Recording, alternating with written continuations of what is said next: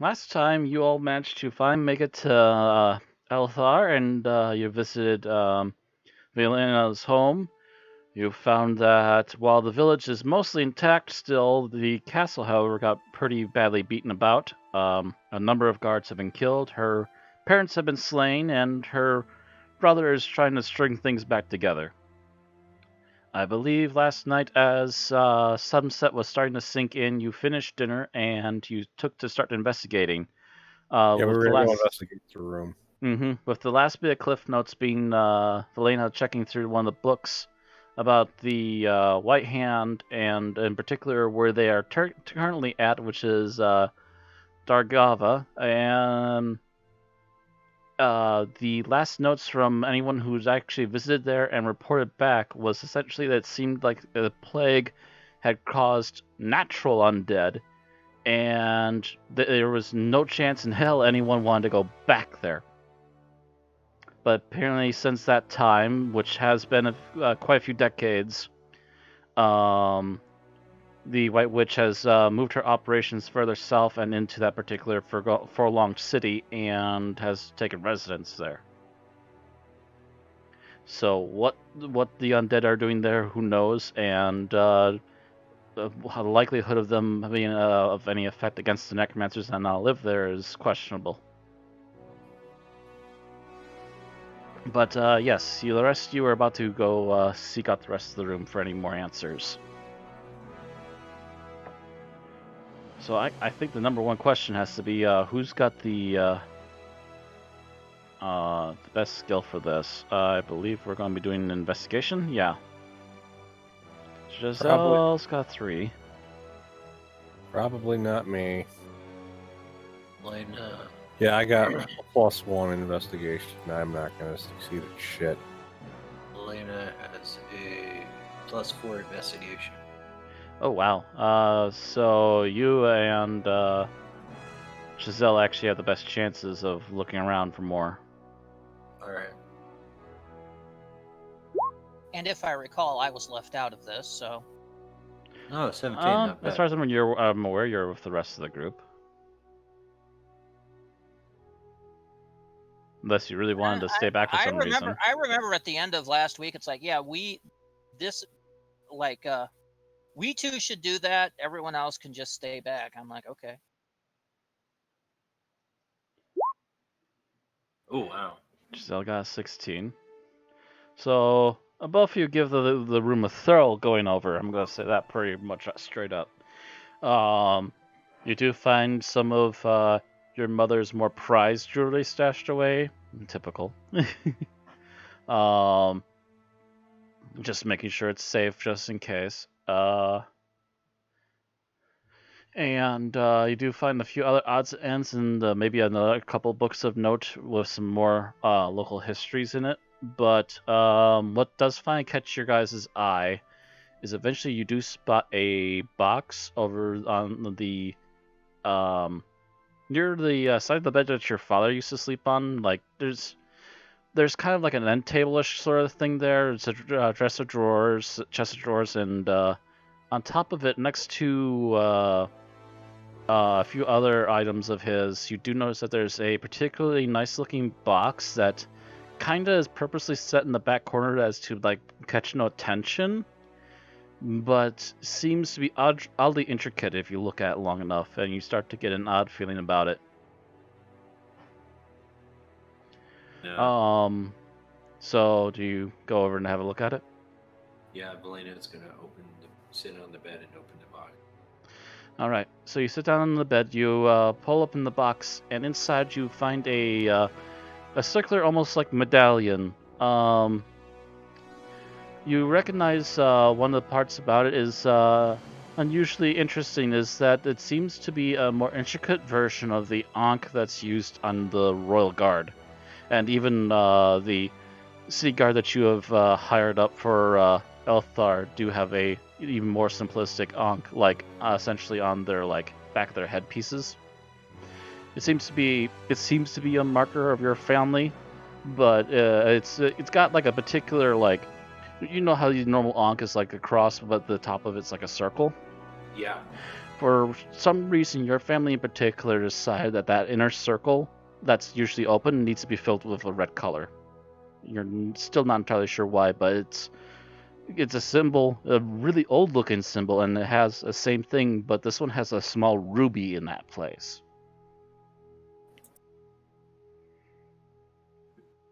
Instead of just a colored circle. Elena just holds on. It's like a necklace medallion, right? It looks like a necklace medallion, but it doesn't seem to have any necklace tied to it yet. It's just like this kind of medallion thing, and it's just big enough to fit in your hand. And she just holds it in her hand, and she just slowly looks at it, and tears start slowly coming down her face, and just and it's You're getting too quiet. oh, she's just crying tears down her face, and they're just landing on the Ankh, and she's just, I don't know this. I'm sorry, I didn't catch that last bit. She goes, I don't know what this means.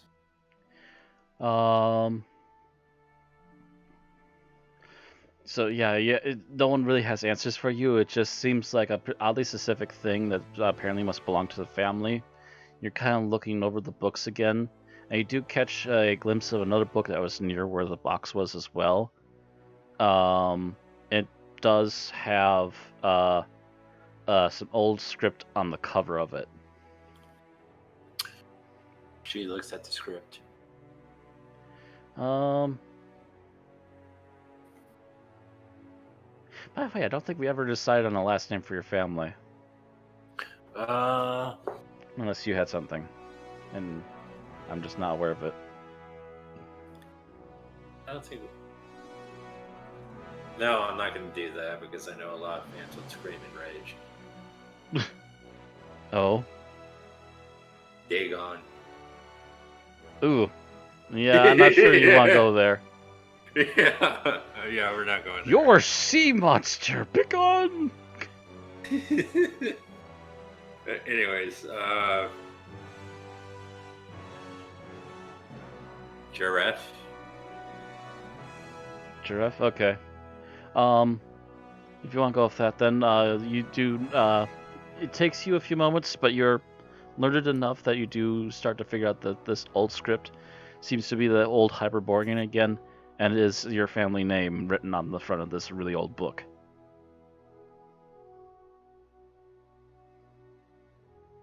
So this is before the other Hyperboreans came in and took over?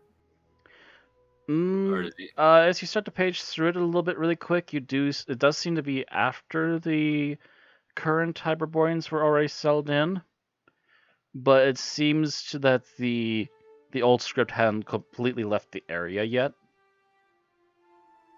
Because you gotta remember that a lot of the Hyperboreans that were originally here either got kicked out and shot straight to the south, or they got basically raided and massacred there, or they were forced to stay here and basically blended in with the culture that took over.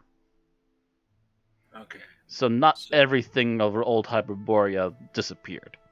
Matter of fact, half the cities here are still originally theirs. They've been slowly maintenance, repurposed, and upkept.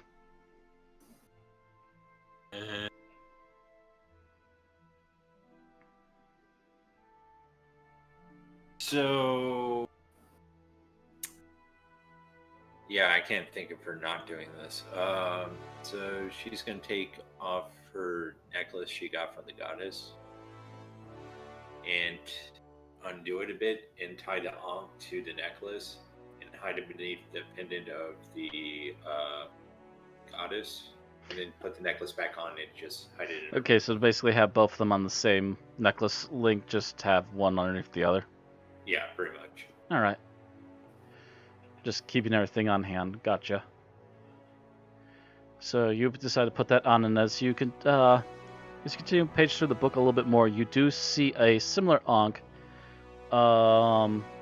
This one, though, is slightly different, as instead of the ruby being in the top half, it would seem that the ruby is in the bottom half.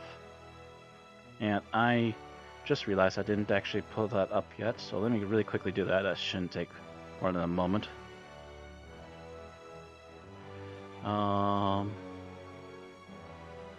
Right. Boom. And there we go. This one seems to at least have the similar flair to it, but it seems to be a slightly different, like I said, make of it. Oh. And it also has some extra details, but also, from what you can gather really quickly of the descriptor of this thing, is that it's bigger and it somehow is tied to the family crypt.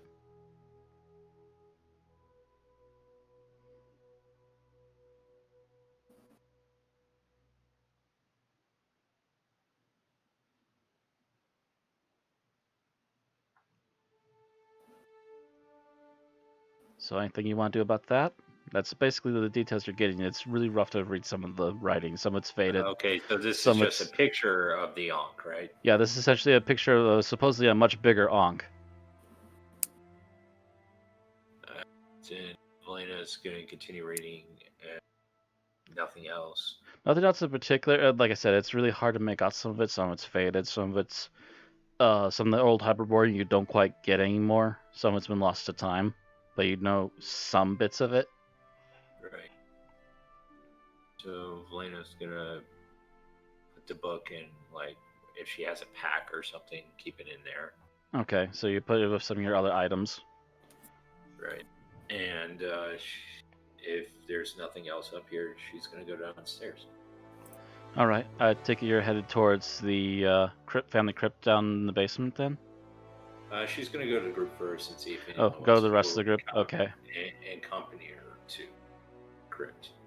All right, so I assume most of you stayed in the dining hall if you didn't wander out into the main hall, which is right next to it.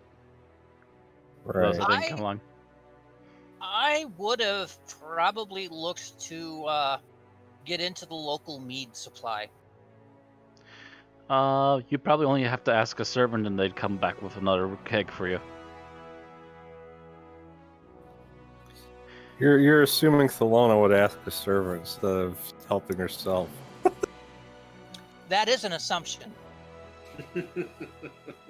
Well, how do you go about it? Do you like ask them where the meat is, or do you just demand more? I go looking. You know what? Investigation. If you just go stealthily looking, give me a perception. Perception? Mm-hmm.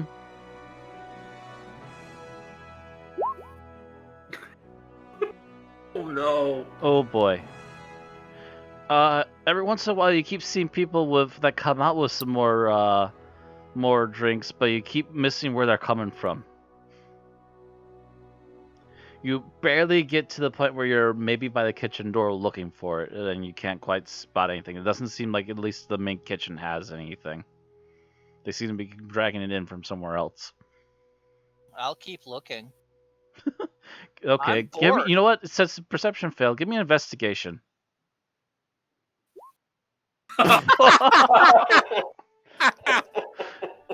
You keep. I take it I'm lost.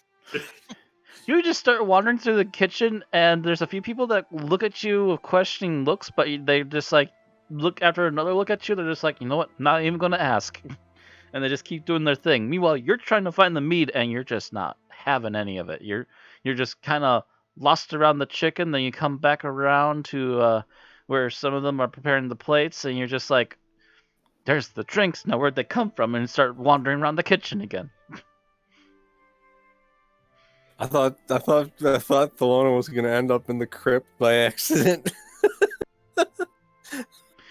I'm not going to say that she can't completely lose track, but she's got at least a start on where it's supposed to be, but she can't That was find it. a Whatever. natural one, Matt. Yeah, which is why you're doing loop-de-loops in the kitchen now. You got as far as the kitchen and just got lost and just doing laps trying to figure out where they came At a from. one, I'm tempted to take a left turn and wind up in Aquilonia, you know? You know what? With that being said, Geralt is going to kind of notice that you're up to something, I think, at this point, and just kind of like, what are you up to? Looking for the mead. All right, he's gonna have a look. His perception fails him. He can get the idea that it's also from the kitchen, but he can't seem to find it, so he's gonna start looking for any other signs of where it's coming from. Oh boy. Oh, this is great. The two barbarians wander off lost in the castle. Oh, this is gonna be Valena just dandy. walked- His Valena just investigation walked is a in. -1. Valena just walks. Oh, Whoops. Valena just walks in to the dining room, and she's like, "I'm good to see." And she just looks around real quick and goes, "Where's the barbarians?" Please tell as me you did say not let this, a bunch of barbarians as loose you're saying where the barbarians are, you hear Geralt's voice from the kitchen. I know it's gotta be around here somewhere. Valena go- slowly puts her head into her hand and just goes, "Why? Why of all days? Why? Why? I'm cursed. That's what this is. I'm cursed." Theobald tried to choke back a laugh. Is like, it's not the worst thing that could happen. At least they're only getting lost trying to find drink. I say, Azina says, I heard him say something about looking for alcohol. I don't know why. And Azina just pulls out a bottle of rum and pops it open. Starts drinking. Ooh, rum in the north. Ugh. Valena just freaks out and just goes, "Oh my gosh! Oh my gosh! Oh, sorry." As soon as you mention rum, Geralt's head pops back out of the kitchen door. That's not mead, and goes back in again. She goes, "Servant, anyone near? Anyone near?"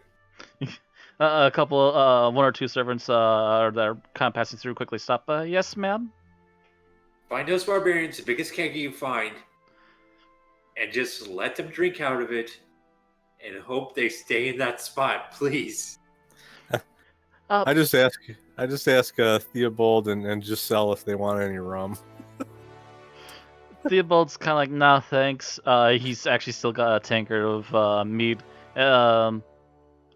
Giselle's like, sure. And just kind of lets you slide to her, and she'll take a quick swig and hand it back. She's used to rum. It's local to her. The person that you managed to stop kind of looks at you, looks into the kitchen where you're still seeing a few barbarians wandering around in circles, still lost. He's like, yes, ma'am. Quickly runs into the kitchen, runs down an obviously marked side door into the wine cellar where they also keep the mead, comes back up with a giant keg, sloshes it, and immediately gets both of the barbarians' attention as he slowly wanders out of the kitchen into the dining hall again. It's written in Hyborian, isn't it? Actually, it'll probably be written in Aqualian, which almost everybody knows. You just weren't looking up. See, I was picturing them getting lost for too long and activating their barbarian rage while yelling, "Where is it?" Yeah, that was going to be the next turn. Was kitchen going to start getting smashed? Kitchen and chaos Well, as people flee in all directions. Valena's just hyperventilating, going, "Everything's okay. Everything's okay." As you're hyperventilating into a bag right now, you finally see your servant walk out of a giant keg, sloshing it back and forth a little bit, and you immediately see two barbarians quickly following after. Both of them somehow found giant mugs to drink out of too, while in the process of following. I had a question where you got those. I'm just happy they're out of the kitchen. I would laugh if one of them just pulls out a lamb leg and starts taking a bite out of it. It's like, Valena just looks at him and goes, "Where'd you get that?" And they could just go, "Found it." It wouldn't surprise me that the Lona would have grabbed a big frickin' leg of meat. Did you just accidentally call Garroth Nathan? Oh no! No. Oh dear. Your campaign's confused. But worst of all, it's a campaign that's ended now. I heard the voice of a Clerics laughing out loud. Somewhere in the distance, hark, listen. The laughter of angels. Anyways, Elena is just hyper ventilating, just going, okay, everything's okay. Everything's okay. I don't know why she's hyperventilating. Literally, the barbarians are right there now getting drinks out of the keg. Well, she's trying to calm herself down, and she's just Nothing happened holding yet. like a cup of wine, and Does it's all that- shaking. Does Azina notice that Velena's hyperventilating? I don't think she's hiding it. She's not hiding it. She's freaking out. Azina walks over to Velena and just tries to shove the rum in her mouth, trying to sedate her with the rum. You got a canteen of rum being stuffed into your lips. What do you do? Goes. That's good stuff.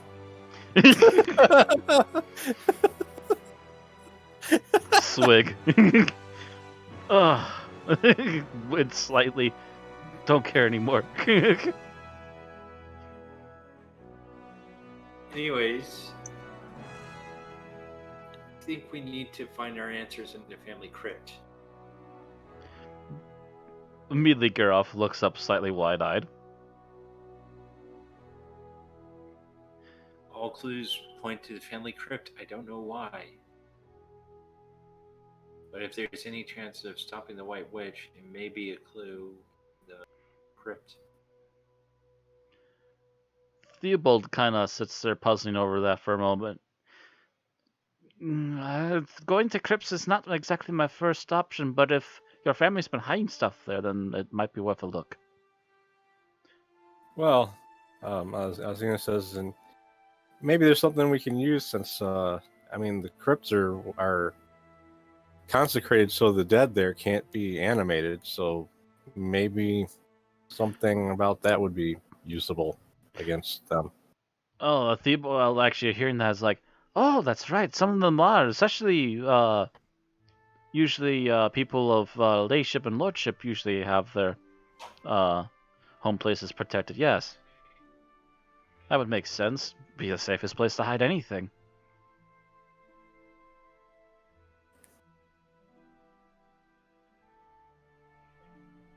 So I take it the group decides to start going to the basement then? Yep. Yeah, we go to the basement and So yeah, you go back up to the main hall. Velena's gonna have a servant come with them and have like a whole cart full of tankers full of mead and just hand it to the barbarians one by one as they go down. I don't So even they think you don't need get that. lost Actually, again. I don't think you need that. As soon as people are saying they're going to be leaving, they're just like, Geralt's just like, oh, the hell with it, and literally lifts the keg onto his shoulder and just starts carrying it down with the rest of them. Him and Thelona taking turns getting cups out of it as they go. Just watching face palm all the way down. Just going, Azina's gonna cast the light cantrip on her bottle of rum, so she's gonna drink out of her light source. All right. So you head back to the main hall, and you start heading towards the same direction you would have headed towards the throne room, but instead at the big intersection in the middle of the castle, you start to take a left. And as you head down there, eventually you do hit a door that seems to be nicely polished, particularly darker wood than the rest of them, but also seems to not be as used as often. It takes a few moments, but you do manage to finally push the big solid door open, and you just see stone stairs going down.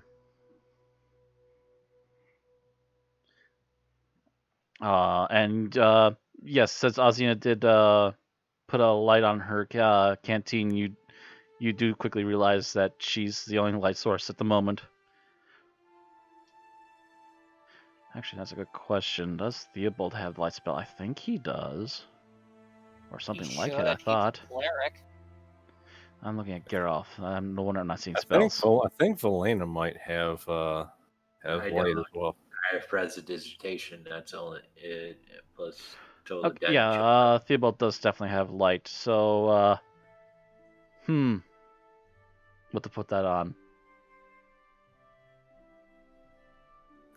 Yeah, unfortunately, you actually have to cast it on an object. Yeah. Probably a sword or something. I was thinking that, but at the same time, I'm like, he doesn't want to sit there holding his giant sword all the time either. Is there a torch nearby the crypt that we can hold out and walk with? I'm pretty sure a couple people actually have plenty of torches if they really needed them. Actually, what he's going to do instead, so he doesn't have to, so he can be hands-free for a bit, he literally just casts light, but then slaps it on his chest, so his chest plate lights up. So this big shiny Atlantean chest plate is now a light to the back of the group, while Azina's kind of in the front with Lena. Chugging from her light source every now and then. It's light enough you can just carry it in one hand, and yeah, every once in a while you see the light slightly bending and you hear a slump. What did you have for cantrips? Prestidigitation, chill touch, and toll the dead. Ah, Toll the Dead. Okay. Yeah, I couldn't quite hear, so it got talked over. So yeah, it takes a few minutes as you just kind of descend the stairs. If nothing else happens, if none of you are going to talk along the way, eventually you do reach the bottom. And as you look around, you see that either side of you it just looks like a long straight hall.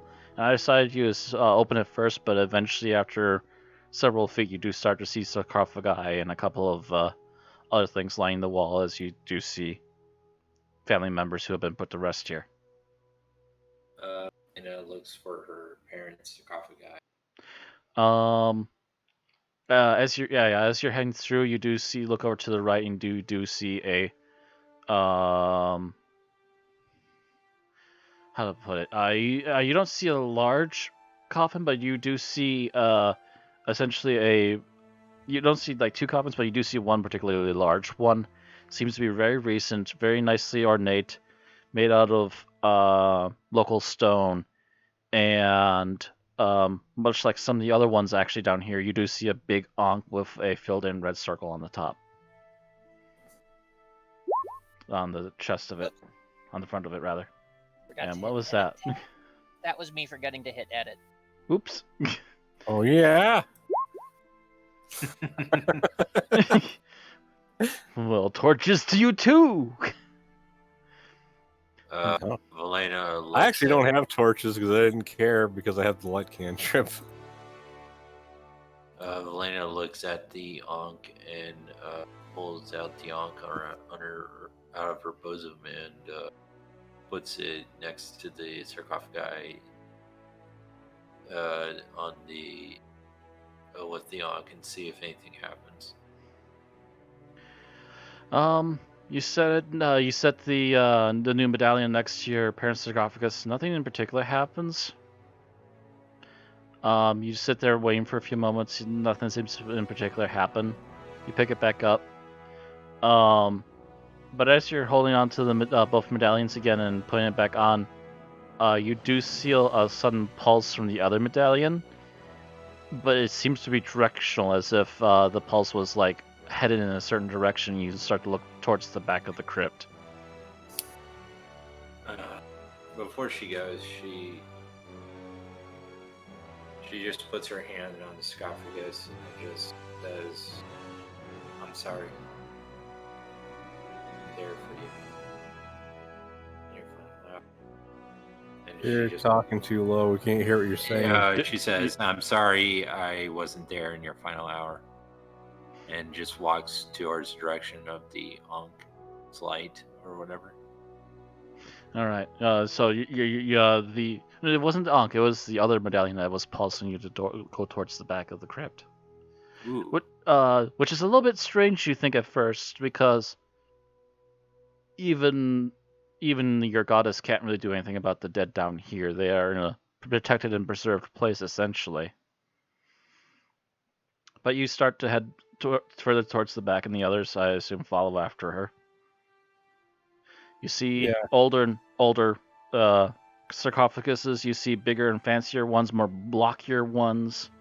Some of them with different ornate designs, but a good half or more of them seem to also have Ankh, and the design of it does seem to slowly change as you go further and further back.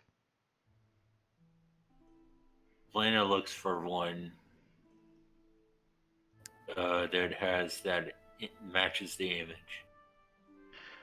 Okay, so you're trying to look for one. So actually, give me investigation. All right.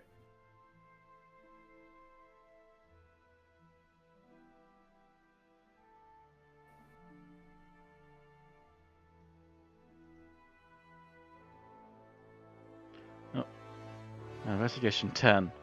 All right, you do wander further and further back. You don't quite see ones that immediately match the big one that you saw, but as you're getting closer to the back, you do see a few of them that do have a red marker at the bottom instead of the top. But they don't seem to be anything in particularly fancy. They're not quite as ornate as the one that you saw in the book. But then as you almost hit the immediate back wall, you do look up and you see this very strange big circular thing. It almost looks like it could be a shield or something. Matter of fact, it looks almost similar in size to the symbol of Crom that Geralf's been having strapped underneath his backpack for a while now. And as you look up for it for a moment, you're just kind of like, well, this is a little bit strange. But then before you can even really make a comment on it, you do notice at the very center of it, out of all these weird symbols, is a circle that seems to be either missing or plucked out or something.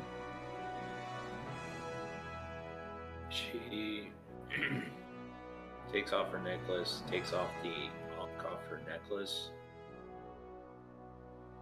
and puts her necklace back on and puts the Ankh in the missing circle. Okay, you put the Ankh Medallion in the missing circle. Yeah. At first it doesn't seem to quite match in, but you wiggle it a little bit side to side and then push a little bit harder, and you do hear a mechanism in the back of it suddenly click, and you just like the entirety of this back wall of this long hallway just suddenly starts to shift and move backwards just with the push of your hand. It just seems to be on really, really good hinges despite its age. And you push further and further back, and you start to see there's even more crypt back here.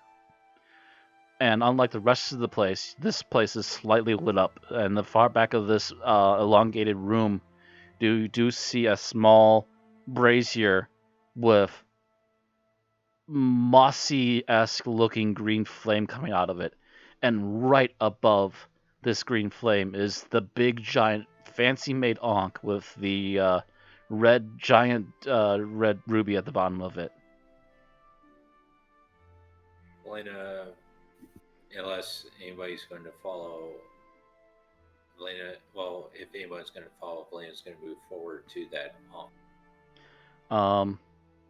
Actually, with that, everybody give me perception checks and have a look at this room.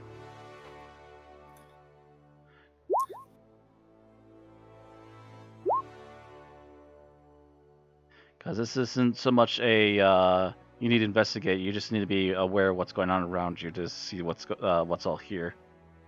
Yeah,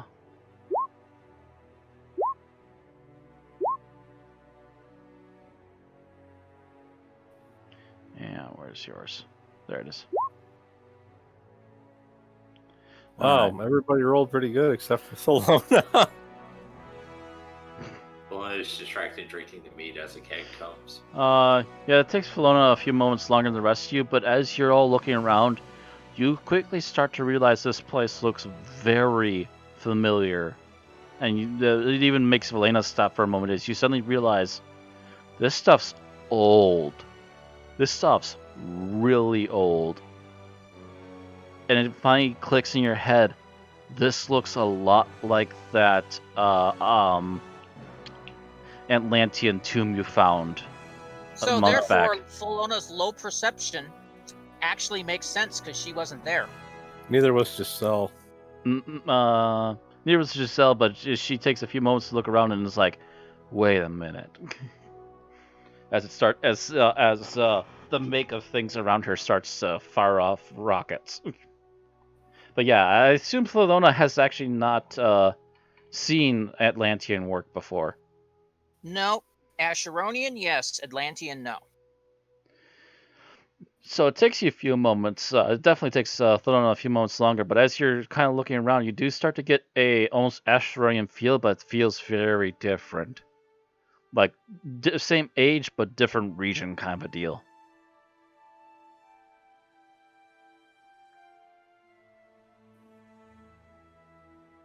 Hmm. And if are you looking like visibly confused at this? More like concerned. Um, I Ge- probably draw my sword as a matter of habit. Geralt actually sets down the keg as he's looking around a bit. He actually looks excited and looks back at you. Atlantean. And he just kind of starts looking around again. Because Looks almost Asheronian, but not. Kind of look at Gareth and go, "Oh yeah, that's right. The last time we saw something like this, you found that monument dedicated to Crom." he does quickly nod. From what I can understand, he kind of shrugs his shoulders a little bit. Supposedly my ancestors are all Atlantean? But then he kind of looks around all this and then looks over at Velena and like, does that mean she's also Atlantean? I go, "Well, hopefully you're not related." I don't think so. That was Not a joke about a certain problem if they are. Not necessarily. It looks like this place might have been built on a ruin. Elena So it looks might have been around. re-inhabited rather than descendants. Possibly. Elena just looks around and she's like, I don't understand. What's this mean? Why would we be in it? There's no way it's a coincidence. We popped into Atlantean places twice. Maybe your heritage led us to the first one. Garrus is kind of like, well, that's a little bit weird. I kind of was the one that found it. But actually, trying to remember who actually... It was him and somebody else that kind of found the ruins, wasn't it? I forget who the other one was. It was one of the players, though, as I recall. It wasn't me. I know it wasn't me. It wasn't you, so Yeah, it might have been the two of you. It's a little bit weird that way. Might have been in Belena because the only two players at the time were me and Ozzy. Yeah, I remember it was somebody else, and I know Giselle was not part of it, and I don't think Theobald was good enough to find it either, as I recall. So it must have been Velena and Geralt that found the first one, now Velena found the second one. So as you're kind of looking around, you do look back at that flame again, Velena, and your medallion gives off a similar colored pulse again, just like the actual flame that's there too. Elena walks forward to the pulse as she goes closer to the flame. As you get closer to the flame, no one else seems to see this, but you definitely seem to see this as you suddenly see the face of your goddess looking back up at you with a smile. And you hear a whisper in the back of your mind, seems you finally found it. Everything is going according to plan then. What is this place? The face seems to continue to softly smile at you, looking around for maybe a brief moment from the flames, but then mostly focused on you again. It would seem that this is where your ancestors were buried. Yes, Sometime it after the Hyborians were nearly wiped out, would seem that some Atlanteans came this way as well. Not all of them stayed Sumerians, you know. I'm Atlantean? A bit.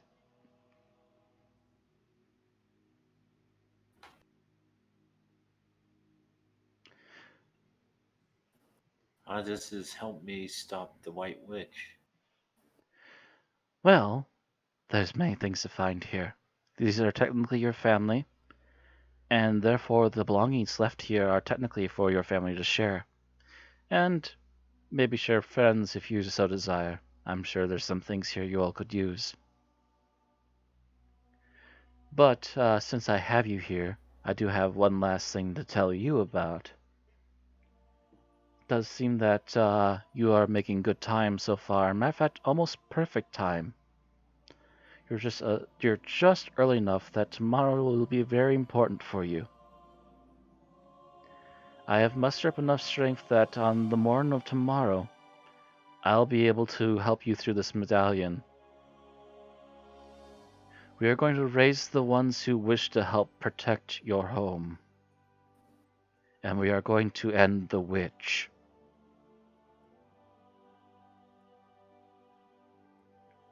Of course. She Go ahead.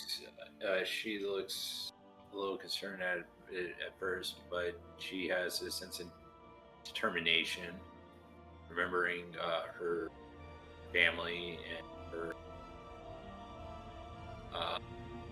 all that's been lost. She feels like, and she looks at her goddess and goes, "What must I do?" All you need to do is by tomorrow morning, probably after you've fully fed and prepared yourselves, go out to your city's graveyard and call upon my power and ask for those who would help. Obviously, your family's protected. I made sure of that. But the others may be able to help, and I'm pretty sure there's a great many of them, especially recently, that would like to pay the White Witch some respects.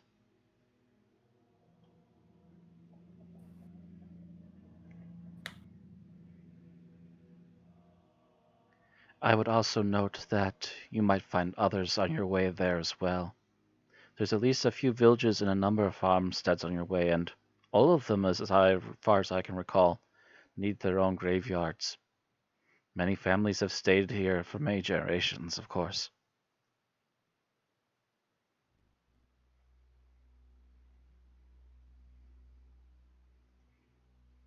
Valena nods. She looks back at the group. Kind of look back at the group. None of them seem to be hearing this conversation between you and Darketo, but they do seem to be ogling the architecture and a few of the objects that they're seeing stored around. And Solona still looks vaguely wary, but only vaguely. Valena says in a commanding voice, "Take what you need, and for tomorrow we will strike at the White Witch." Geralt My kind of goddess looks is up a with little me. bit surprised at this. But then kind of like nods, so like, okay, sure, and starts looking around a little bit. He's not expecting to find much for him. I said Azina's probably starting to get a little intoxicated at this point. He's like,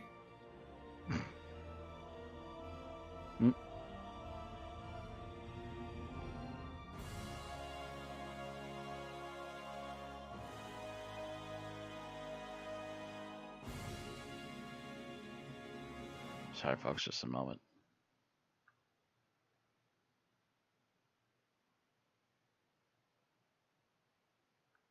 I'm hoping it's not completely crashing.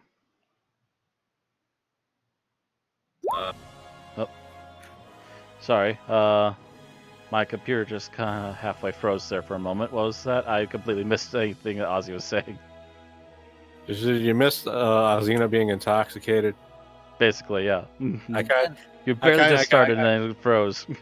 I kind of said Azina's probably a little intoxicated at this point and goes, "Yay, striking!" He's talking about striking at the White Witch, but And also I said I was going to look around. So yeah, we both wanted to know what kind of items are here. All right. Yeah, as I was going to say, Geralt is kind of looking around, but he doesn't really expect to see stuff for him because this doesn't appear to be as Sumerian based of a holding area as the previous one was. Looking around, I assume you're just looking for something that might give you. For when it comes to armor, I assume the Valona, you're looking for something that gives you an armor bonus. Although Valena would probably be looking for that too. Elena I'm just looking to see what's there. Um, you do see some similar items to what some of the other guys have. Like there is a little bit of plate, but it's like only Theobald could wear it, and he's already got some. There are a pair of bracers that do give a bonus to that seem to be of an unusual quality that might give you a bonus to armor. I'd take a look at those. All right, Are and there any throwing daggers that are made out of Atlantean stuff? um, I'll roll for chance on that. You know what? They just rolled a 19. Yes, you do find a decent handful of them, like a good 6 or more. Not another. There's not another two-hander in here, is there? As you're kind of looking over the bracers and almost about to sit down to look at them, you do bump into something, and let's see here. Oh yeah, that's a crit. Yeah, you immediately bump into a freaking Atlantean greatsword and it just kind of tumbles over right next to you. It looks to be about Now the we same size as yours, and it's just like, okay. Now we both have one. Mm-hmm. So these count as +1 items, right? Yes. Okay. Whereas Xena has a great sword that has sort of a it's hard to decide to figure out a little bit. It's a there is a bit of a animal motif on the handle of her Xena's. When you look at the one that you just found, Thelona, you do see a definite skull design on the bottom of the handle. Okay. As you, Interesting. I assume you're going to pull it out at least a little bit to have a look at the blade. Yes, I am. Yeah, you start to pull that out of the sheath, and this looks like steel that was forged yesterday. The metal is just completely shiny. There looks like there might be some very minor scuffs, like it had some sort of use before, but it barely looks to have indented the blade at all. How does the hilt look? Um, I mean, how do you mean? Does it look like it's also in pristine condition, or does it look raw? Yeah, the entire sword looks like it's been in really good condition. It's just been stored down here, but maybe it needs a little bit dusting off, but that's about the worst of it. All right. Elena looks around for any item that can help her. Valena, as you're kind of looking around, you don't get too far back towards the door when a little glint of something catches your eye. And you do see essentially what looks to be, how to describe it? The best way to describe it is that it looks like, at first, like it's a bit of fabric with interlaced shiny metal through it. But as you get closer to look at it, it's like this extremely light-looking chainmail that looks basically like a robe that you could wear underneath a robe. Valena takes it. Mm-hmm. Yeah, you take it and it doesn't feel any heavier than fabric, but you just looking at it and holding it, you can feel by the texture of it, it's all metal, but it's just like, what kind of bizarre craftsmanship is this? Kind of a deal almost. Right. As a matter of fact, as you're kind of wondering what's up with this, you do notice that around the collar, you do see some of those weird ancient symbols that you saw on the main door again. So it might be some sort of Atlantean magic actually at work, not just smithery as well. Is there a helmet lying around? I guess, yeah, after a bit of looking around, I will say that maybe somewhere near the plate you do see a helmet, a loose helmet that doesn't seem to completely match with any, that could match with anything, but doesn't seem particularly made for any particular set of armor. It's fine. The Luna will take off the captain's hat, put the helmet on, and then put the hat on top of the helmet. She's developing a thing for headwear. So you basically grab this thing that has this helmet, which has side plates and a little bit of a nose piece. Put that on and immediately put another captain's hat on top of it. Mm-hmm. Yeah, the hat I got from the group that tried to raid us. Mm-hmm. She's had that on the entire time. Yep. Which also occasionally gets weird glances, but people just don't question the barbarian. The barbarian's going barbarian. Let the barbarian do its thing. Valena is going to go to a corner of it where there's a lot of stuff piled up, so no one can see her, and change into her new armor shirt and put her clothes over it. Okay. I'm gonna see if I can find this really quick. I think I know what the name of the item I'm planning to give you is, and essentially it is armor that's usually used by wizards. The only thing I've ever seen close to that was Elven Chain or something. Yeah, that was what I was thinking it was too.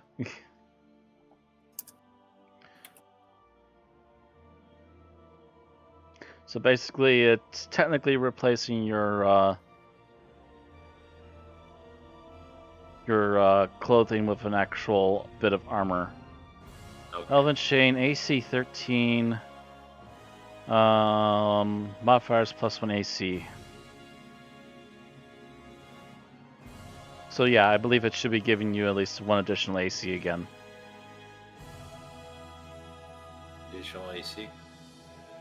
You gain 1 bonus AC while you wear this armor. You are considered proficient with this armor even if you lack proficiency with medium armor. Yeah. Yeah, it's essentially... Actually, let me double check. Where did I put my book? Oh, it's right behind me, isn't it? So just as a quick note, I am going to swap out my old throwing daggers for these new ones, and I'll kind of just put my old daggers in with the stuff to have to possibly give to crew members later. All right. I'm trying to double check where the armor is. No, wait. Okay. Should be around here. If it's here anywhere. No, that's not right. That's weapons. Those are random tools. So actually, it'd be further this way. There we go.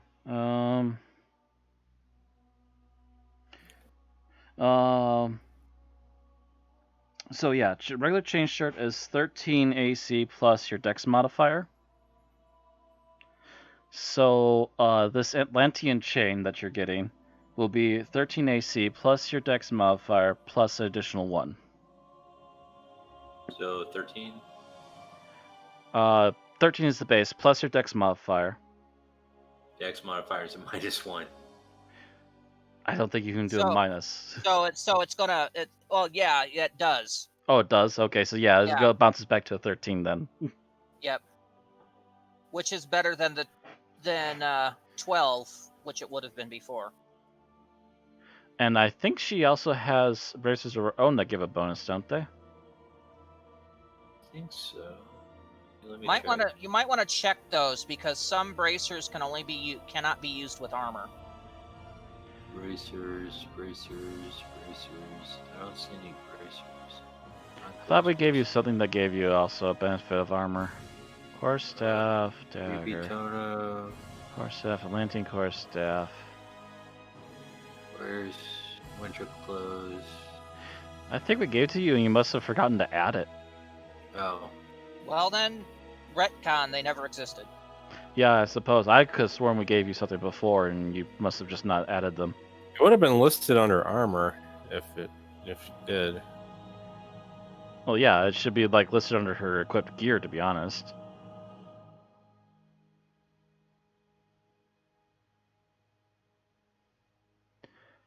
I'm pretty sure we gave her something. She has bracers of defense. It's in her armor. Wait, where?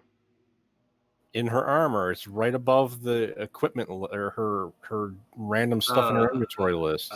Bracers of defense, AC 2. Oh, there it is. Yeah. So you'd be 13 plus 2, so that makes you a 15 now. Okay. Double check the rules on the bracers, though. Bracers with The main thing defense. is I'm looking now. the main thing is her quarterstaff and her daggers shouldn't be in the inventory down there. They should only be While wearing these bracers, you gain a +2 bonus to AC if you are wearing no armor and using no shield. Okay, so it is one of the ones that requires you to wear no armor. Mhm. But her current class, armor class is only 11, so going up to this is still an improvement of 2. Well, let's see. Her Dex is -1, so base AC is 9. So a +2 Plus bracers 2 would have been 11. would have been 11, and this takes you up to 13. So This new armor takes her up to 13. She has a -1 back to 12, and then it has a bonus of 1, so back up to 13.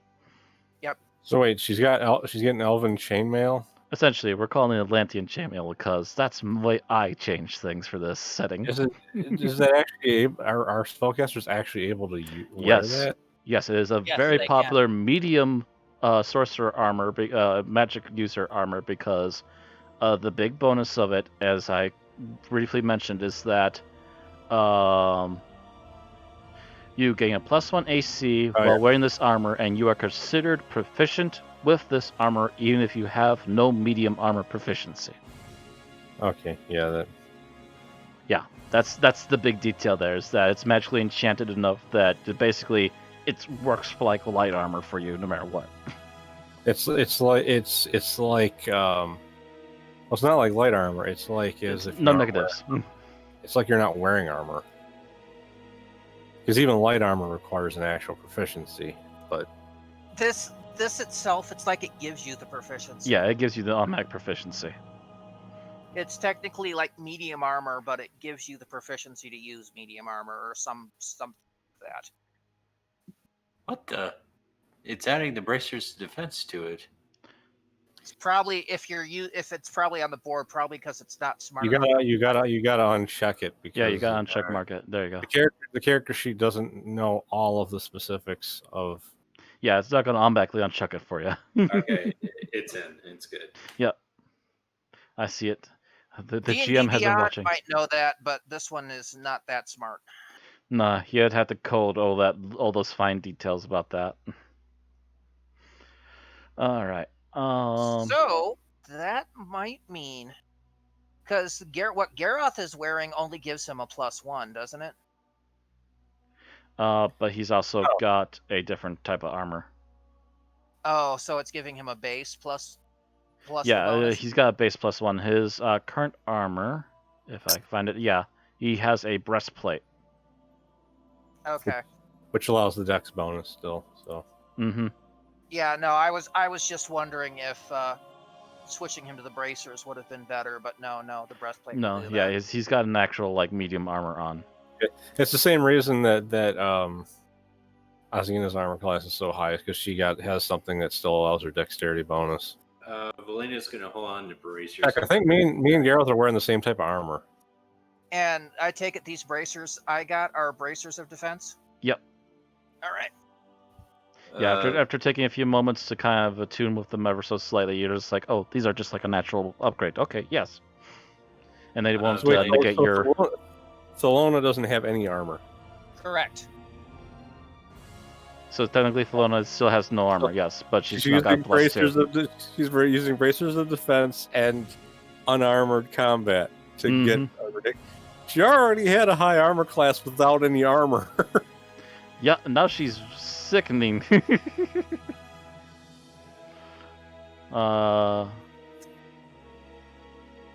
Yeah, she's gonna be almost up there with Theobald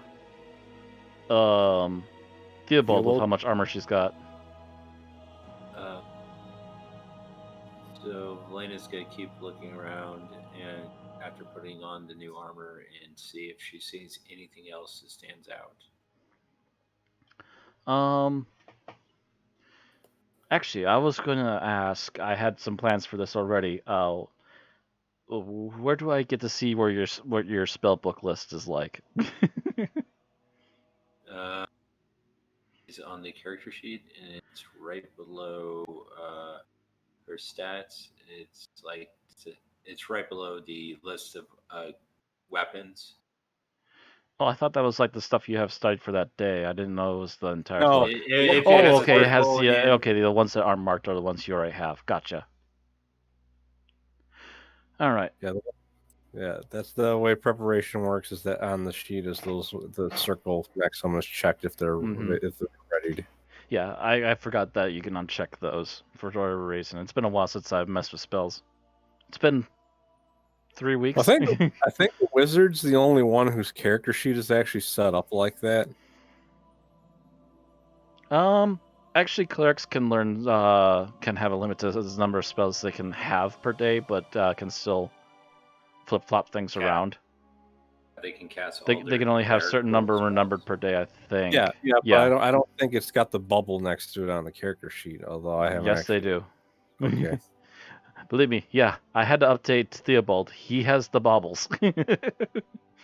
I guess that way you can add spells to your sheet even if you aren't using them right now in case that you want to use them later. Because the thing is, you technically, as a cleric, you have access to everything. All right. So yeah, I'm seeing a few interesting things here, but I did have some ideas I'm going to throw your way. And as you're continuing to look around a little bit, right not too far away from where you found this really nice chain shirt that's now giving you a really nice bonus for a mage, for any mage class. You also see not too far from there a few sets of what seem. You first see what looks like it might have been a spell book, but as soon as you touch it, you can tell the pages are just literally deteriorating into almost like ash. It's just sadly, this is normal paper, despite it being expensive paper, and it's just aged really badly down here. But not far from those, you do see what seem to be enclosed tubes, which very easily come to mind as being maybe scrolls that are in a protective seal. She opens up and pulls out the scrolls. All right. Let's see here. I did have a list of things here I was thinking of throwing your way. Okay. Double check. I want to make sure that you don't also already have these. Okay. No, yeah, you have that one actually. There's actually I'm going through my checklist really quick to double check what you do and don't have.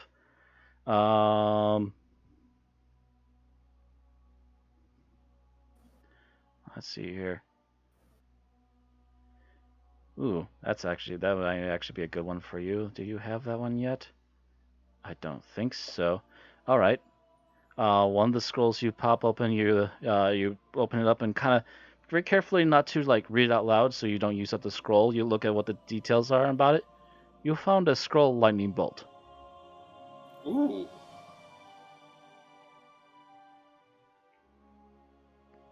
If you decide to spend an hour to do so this evening, you can have that in your book for the next day, and it is a 3rd level spell. She learned that, but there is something. She'll hold on to the scroll for now before she learns it. Okay. She'll put it back in the case and just put it in her pack. And is there any other scrolls of importance? There are a couple of them. You pop open another one really quick, and let's see here. Yeah, they'll check that. Do you have that one? Yes, you do. Okay. Actually, I'm misreading that. Is my brain backwards again? Yeah, never mind. Yeah, my brain's backwardsing.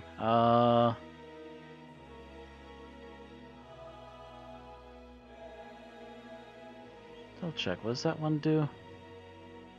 Which one? Double checking. Okay. And oh no, never mind. You got it. Like I said, I got a few. I just said a few little spells. I'm like, these might be interesting.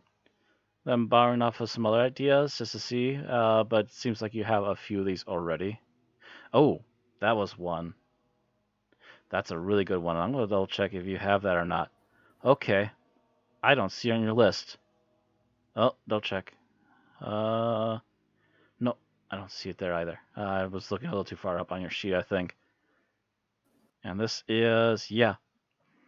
You open the last scroll that you find that looks really promising. You start to look it over a little bit, and you realize it's counterspell. Oh, that can be important. She's going to take the lightning bolt and counterspell with her in her pack, All right. and probably keep the other scrolls. She'll keep the other scrolls, and I'll tell you what she does with them later. All right. And for a little bit easier speed on this right away, really quickly, I'm also going to mention that as you all are going through things, obviously, like, some of you that have been with the group a while, you're finding a few things, but not like a whole bunch of things. But in particular, poor Giselle has been kind of unarmed for a little while. She does find a Lantian bow. She's just instantly like, oh yeah, this is so much better. And she also does find a Lantian make leather armor for herself, which will replace her current gear.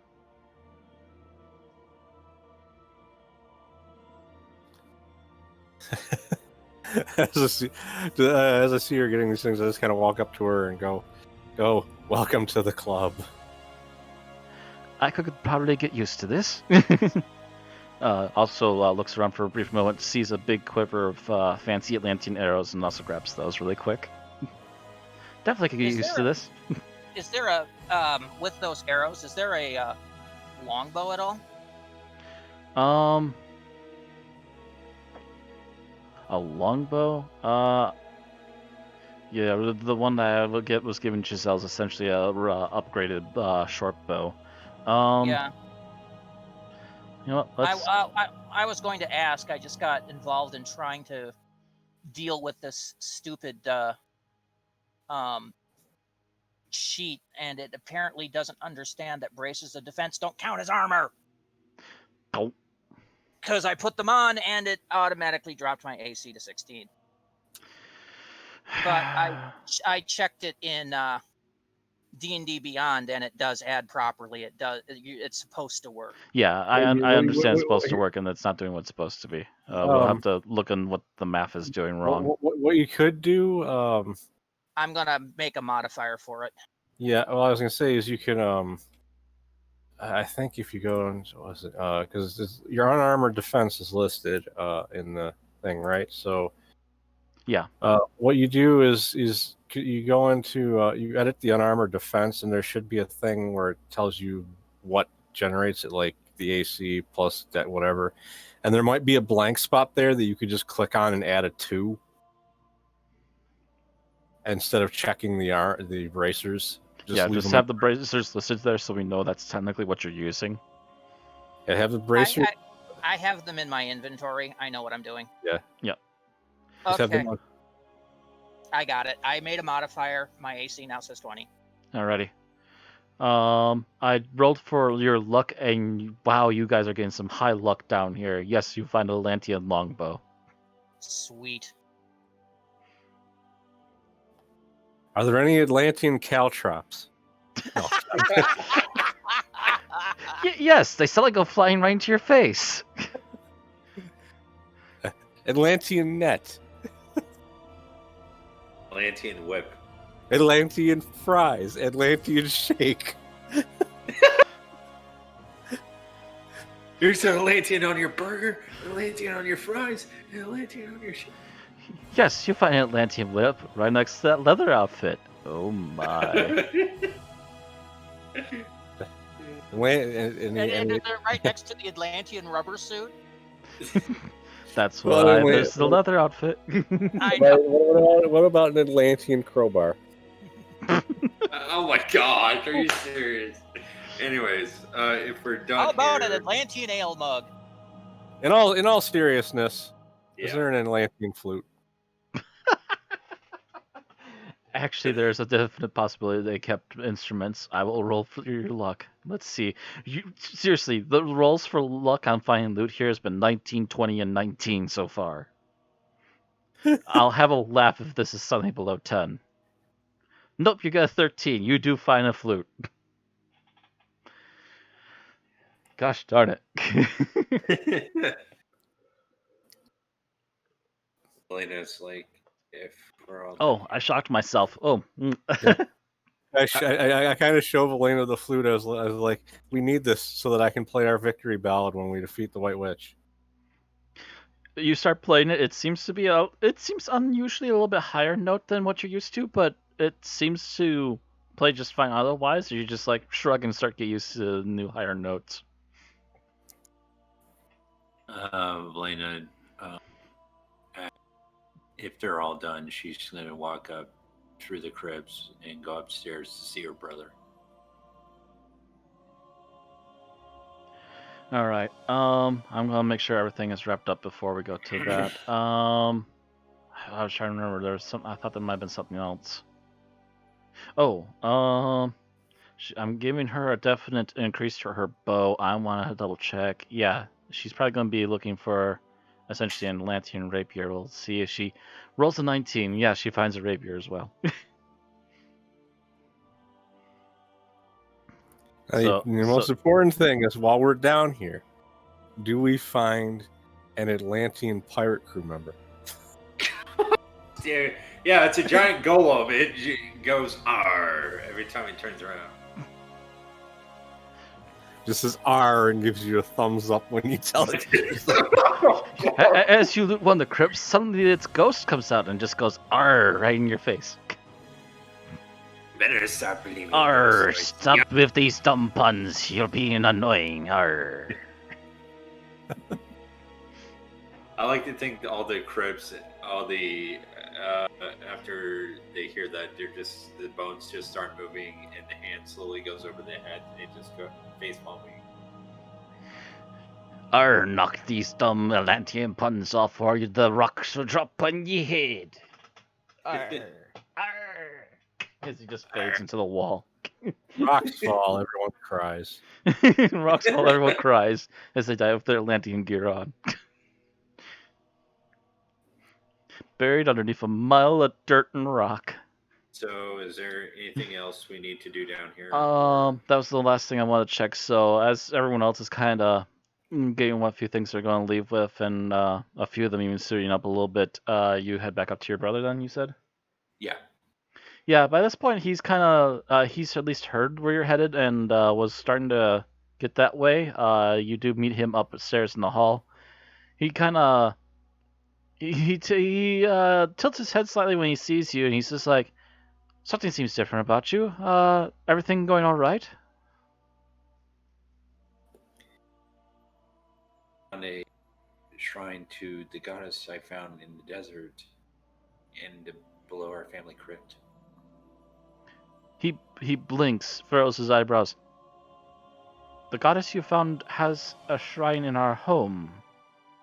Darketta? Or is it Darketto? Darketto. Darketto. She's... I know how to pronounce it because we play the game. I know. I was asking how to pronounce it, but... It's an O. Darketto. So yeah, you're basically telling him that there's a Darketto shrine underneath. He's like, okay. What else did you find out, if anything? Part of our ancestors were Atlantean. He again furrows his eyebrows, and then he kind of looks around for a moment. I understand that there used to be something else here originally, but I guess they all thought it was long buried. Apparently you must have found something down there. Yeah, next to the shrine is a bunch of Atlantean stuff. That's part of the reason I wanted to talk to you. I am going to use the power of the goddess to smite back at the witch for what she has done. But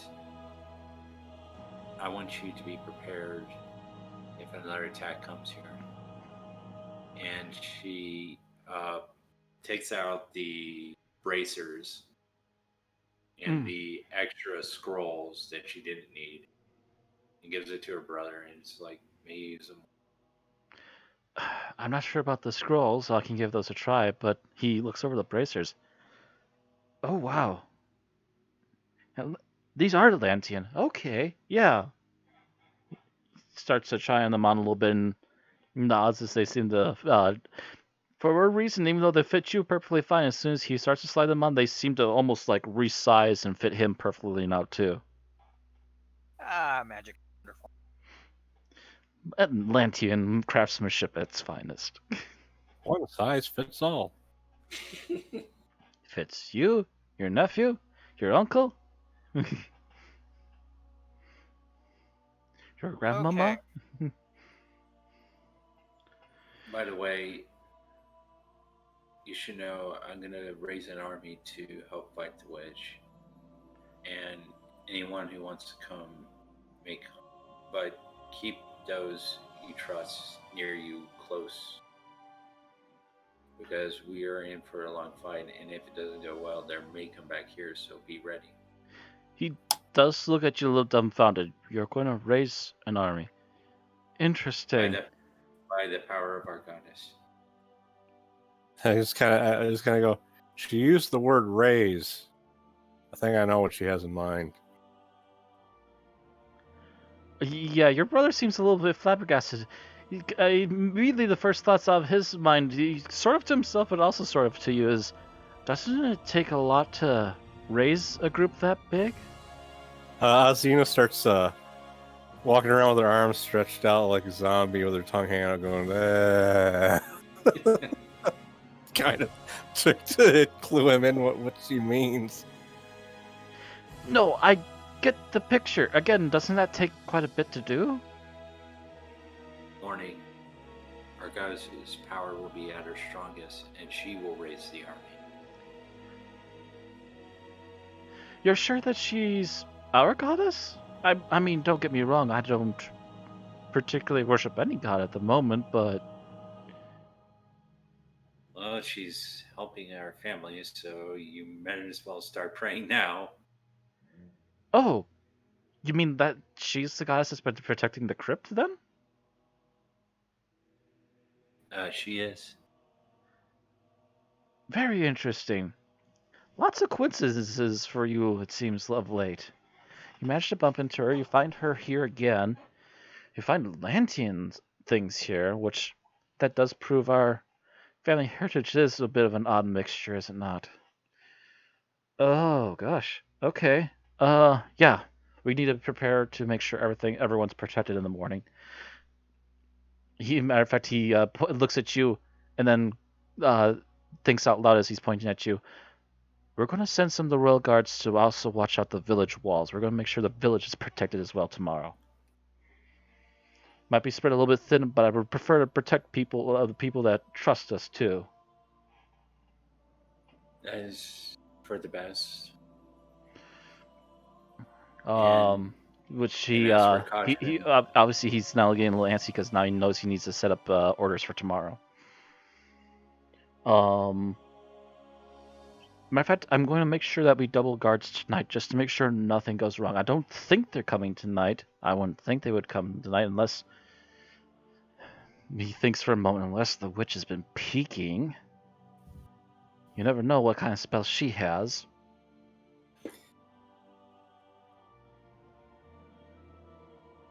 I kind of look at Theobald and I go, oh yeah, Mitra doesn't have any issue with this kind of plan, do they? That kind of depends, and he actually does kind of walk up to Velena. So, what exactly are your plans for this goddess of raising dead? I hope it's not some sort of unnatural thing. I mean, obviously it's going to be a magic blessing of some sort, but I assume No, it's only the willing that goes. He blinks. Only the willing? Oh, no, I see immediately no problem with that at all. People, the dead that are willing to come back. Fine. That's... a matter of fact, he kind of thinks to himself, Mitra's all about justice. If they want to mete out some justice on a white witch, he just gives you a wink. Mitra's on your side too. There you go. We have two goddesses on our side, or gods, or And one pirate. Yar.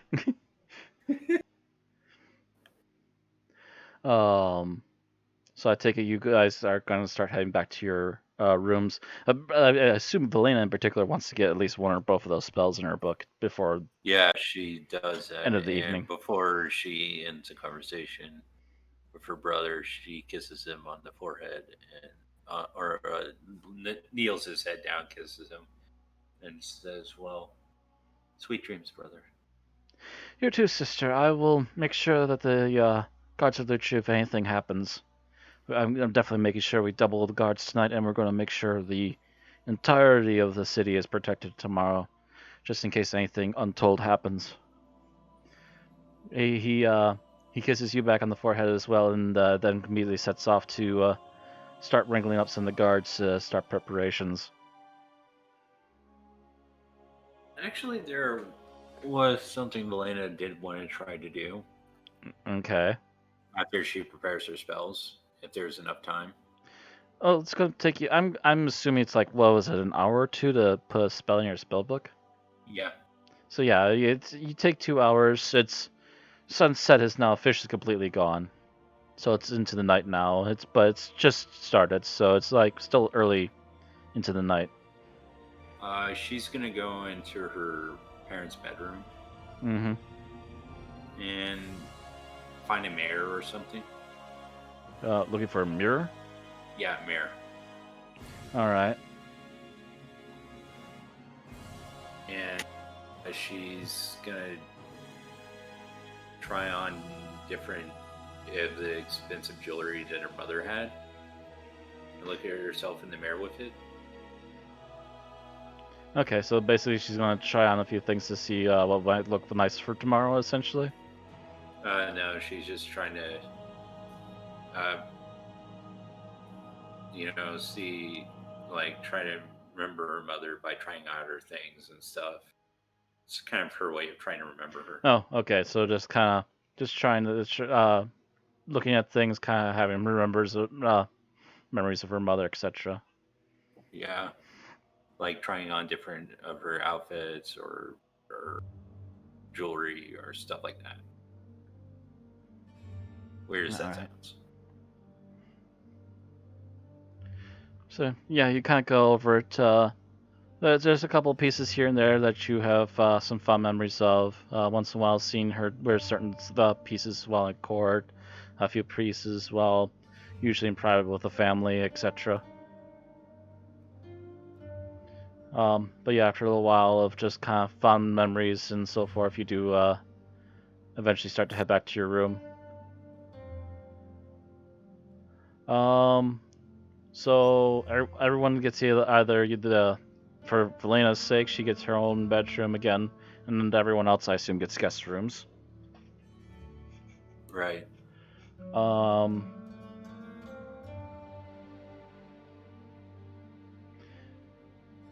to think. But before that, before we return in for the night, Mm-hmm. Kelowna would have left the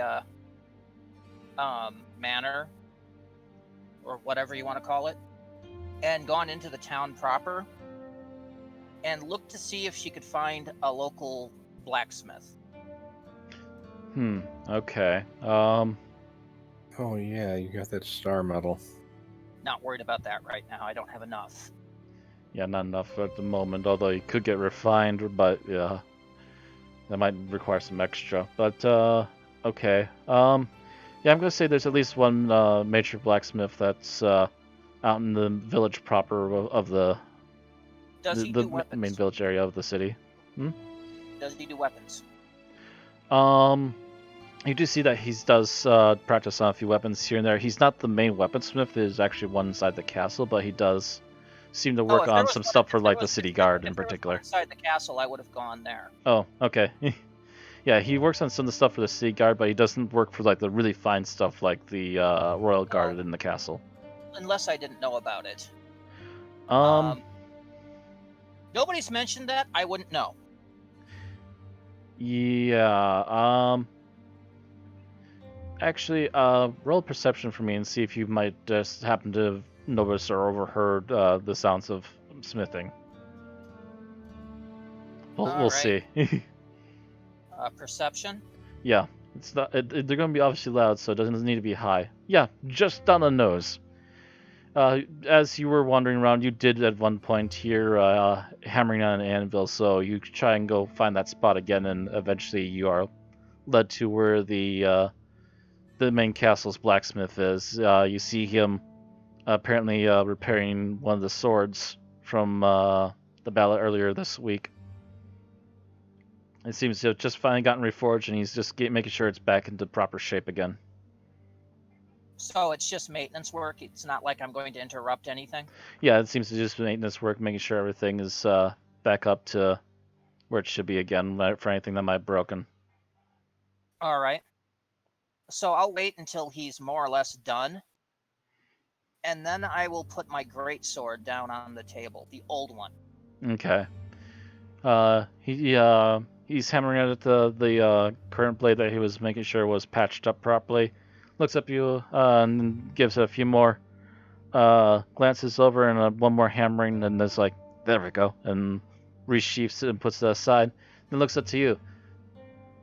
Ah, they built you big, didn't they, lass? What can I help you with? The sword has served me well, but I have found better. You may Oh. take the sword and add it to your armory. Except for one thing. Yes, what would that be? You will need to rehilt it. I would like the hilt back. He looks up at you. Ah, interesting. All right. He looks at the blade, and you realize he does a double take. He's looking it over again. Blade's one thing, the hilt's another, and the handle's another. Where have you been, lass? You seem to have been all over the place. Well, the hilt and handle is what she's interested in. Mm-hmm. You might say I've been here and there. So has the blade, it seems. Interesting. All right. He starts to look at. The blade is fairly common as far as I'm aware. I believe the blade was it was kind of sort of ish common, but the fact that it's more of a modern blade, whereas everything else is a weird hodgepodge of particular areas, is still eyebrow raising. Well, the handle might be a hodgepodge. The hilt is Asheroni. Yeah, Asheroni hilt, and then the handle that's probably from another place too, and then the blade just looks like a average great blade, but the fact that it's an average blade attached to this other weird stuff, it's like, okay. So he does carefully start to take it apart, making sure to safely remove the blade without damaging the hilt or the handle, and hands those back to you after a few minutes of work. And I will put those in my bag. All right then. All right then. I can work on the hilt and handle on this one then. I'm sure somebody will use it eventually. Starts to put the blade aside for now. Is that everything? Yes. All right. Well, good night to you then. And he starts to look over some of his other gear. He assumes, being that he's in the castle, that you're probably somebody attached to the family, so he's not going to charge you or anything. All right. And he immediately finds another piece of this time armor, as he's got a broken leg plate, and he's just like, oh, look at this mess. What the hell are these necromancers using anyways? And starts getting some stuff ready and heating up the coals. Oh wait, no, I'll save that and give that to somebody on the boat. My original longbow can go to somebody on the boat. True. Trust me, we want like everybody on the ship to know how to use the goddamn bow. If they don't know how to use the bow, they need to become more proficient with the catapults. They don't know how to use the bow, I will teach them how to use the bow. Just that moment from Conan when Conan gets smacked on either side of the face for not holding the sword properly. Valena will teach him how to launch Garroff at the catapult properly. No, it's a barbarian. You need to aim it higher. And launch.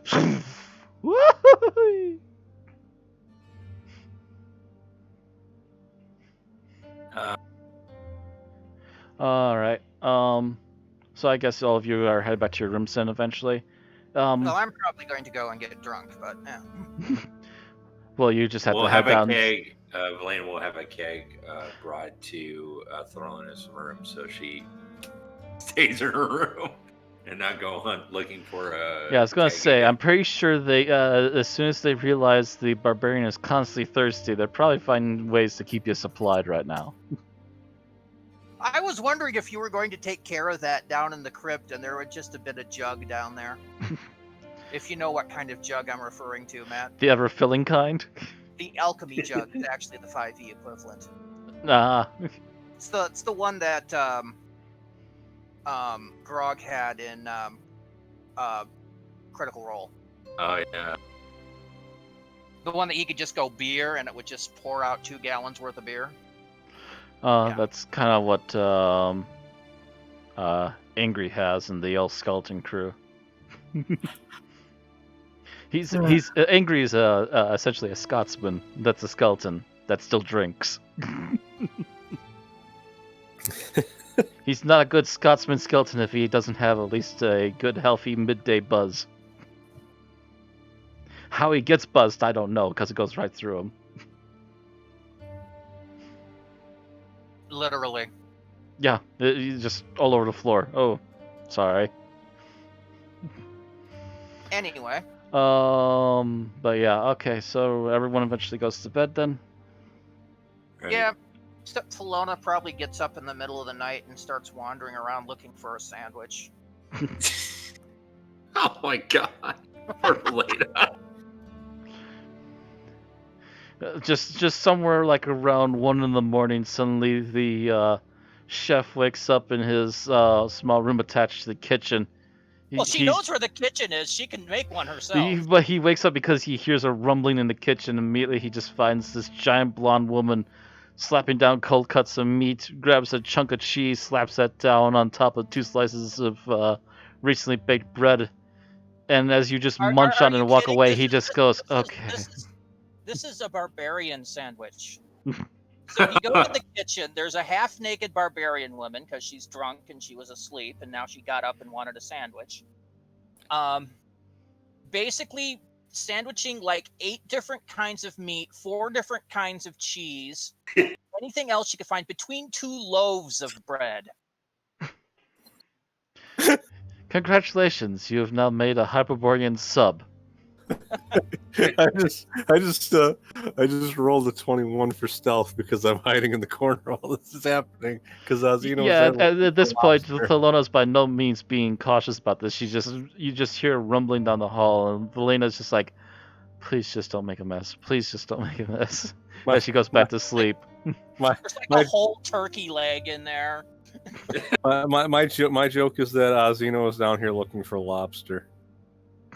You were looking for something seafood to eat, and all of a sudden you just hear rumbling coming your direction and immediately hide in a corner. Pretty much. And you just watch this barbarian going at everything in the kitchen, just pulling shit from all directions and just slopping it on top of 1 of 2 loaves of bread, and gets the other loaf to put on top of it. And then, takes something heavy and presses down the sandwich. Valena just comes downstairs and is like, "Please don't make a mess. Please don't make a mess." And she sees it. And she's like, and then she looks at the chef. You just see this dumbfounded chef. He's just happy that it's actually not a mess, but even though the food looks like a mess. and as for something heavy, essentially, Thelona is trying to flatten it with a giant pan, and now that's kind of becoming slightly a mess. I was gonna say, it'd be funny is if Azina stealthed so well that Thelona thought Azina was like an inanimate object and was trying to use her to flatten the sandwich. Well, Valena just looks at the... Yeah, she'd look at you and just go, "Nah, not big enough," and then look past you into something else. Yeah, Valena just looks at the chef and goes, "Clean this up before my bread season freaks out." The chef looks back at the barbarian, looks back at you, and quietly nods. There's not, despite everything going on to make this commotion of a sandwich, there's actually not too much mess. It's just things getting pulled from various places and getting put on this giant long plate. one finger on one side of her head and rubbing a finger on the other side of her head, and just closing her eyes. She goes, just a few more days. Just a few more days. While this is all going on, does Azina manage to find any shellfish? Roll Investigation. roll investigation. Yeah. You managed to find a lobster. Nice. As a matter of fact, So you managed to find a lobster that's in a small tank inside of one of the food holds, so it's gonna be fresh when you get done with it. As Valena just walks out, she just hears bubbling water. And she's like, "Oh no, what now?" You walk back in to see Alcina just bubbling water and holding a lobster over it, getting ready to drop it in.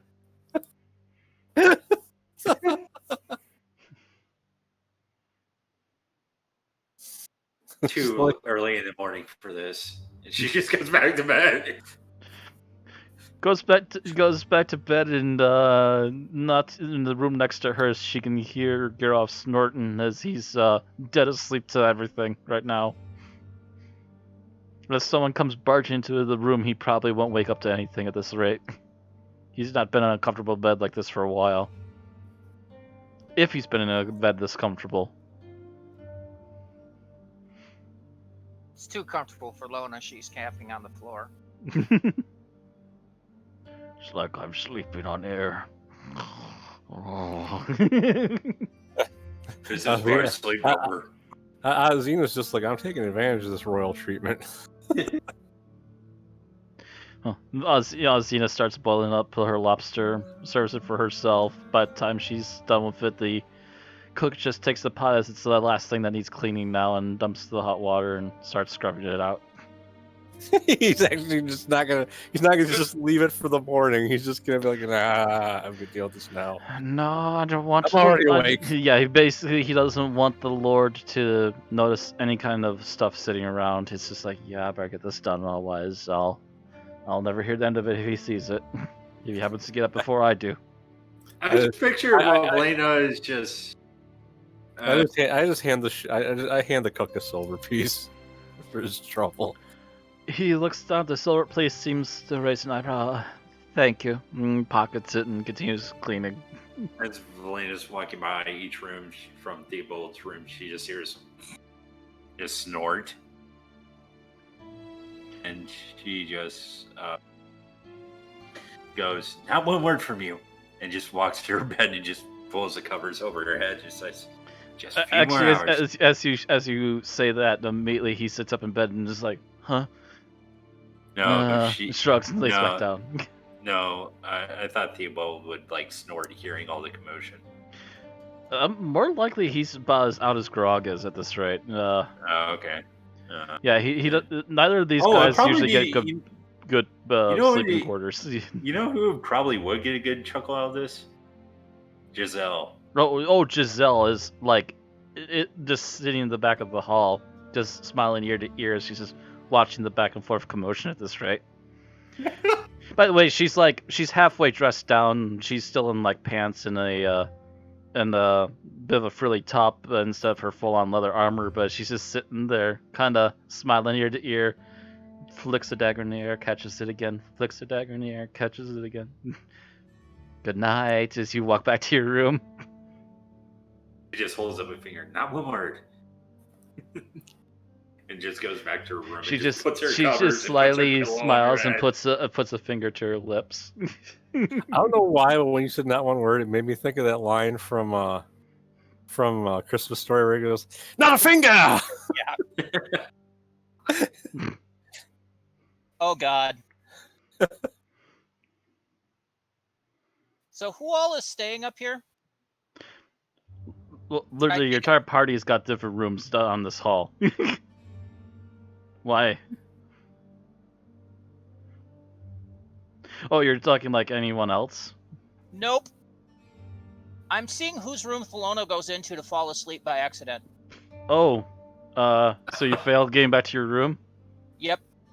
Okay. Theobald's getting crashed by a half-naked barbarian. All right, actually, since you decided to say that, we're just gonna go with that. Once again, he's just about to nod off again. All of a sudden, thump, and he just hear a grunt and what the hell? He blinks, manages to pull his head back enough to finally look around. Just sees giant blonde woman on top of him. At first, he starts to squirm a little bit, but then after a few moments, he's like, "You know what? I'm fine with this," and just goes back to sleep. Literally, I just took our icons on the, on the splash screen and went 1, 2, 3, 4, 5, 6, D6, 2. Okay. But yeah, she just opened the wrong door. Just opened the wrong door and crashed literally on top of somebody. Mm-hmm. Gonna be an awkward morning. Oh yeah. Once things finally settle back down, you do all finally get your 8 hours of rest. As you do start to wake, you did go eventually to bed early enough that dawn is just starting to crackle with a little bit of slight orange on the horizon. You've got maybe about half an hour to an hour before it'll be officially sunrise. Valena, Valena, you wake up. Geralt is not long after you. Azina, you're a little bit behind the rest of the group, but so is Giselle, as she was kind of watching things happen. And speaking of which, as she was watching things happen, she steps out in the hall. She's like, "Oh, wait a minute!" And immediately looks into Theobald's room and slowly leans to look through the doorway. As the both of those two awake now. I just kind of picture Azina waking up by sitting up in her bed and immediately belching. She went to sleep with a stomach full of lobster. Wouldn't be the first time.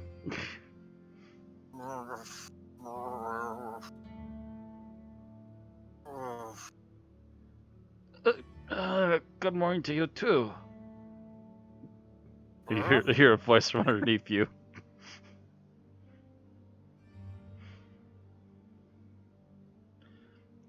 That are not unlike a sack of potatoes when you collapse. I'm just picturing awkward anime moment right now. It is, because basically Theobald basically went to sleep in marshmallow hell. Considering that Thelona doesn't have a top on, so yeah. She's basically just in a pair of pants. When she went down, made a sandwich, while drunk, mind you. Well, and he's then went- still in his, Under Armour casual clothing, so he's at least partially clothed, but yeah. You just basically collapsed on top of him like a giant pile of freaking potatoes, and he really couldn't do anything about that unless he really made a strain and a show about it. As if there wasn't enough chaos last night. I'm just picturing a scream and a punch in the face. That kind of depends on Thelona at this point, as she seems to be slowly waking up, and Theobald is trying to squirm out from under her. He mentioned something, and then there was kind of a... And then she'll sit up rather abruptly. As I said, good morning. You just see him stretching, like every other bone in his back pops. Why are you here? No, the better question is, why are you here? This is my room. He starts to get up as he walks around. You do see his stuff piled at the foot of the bed. He walks out of the doorway and points. Your room is next door. Took one left too early, didn't I?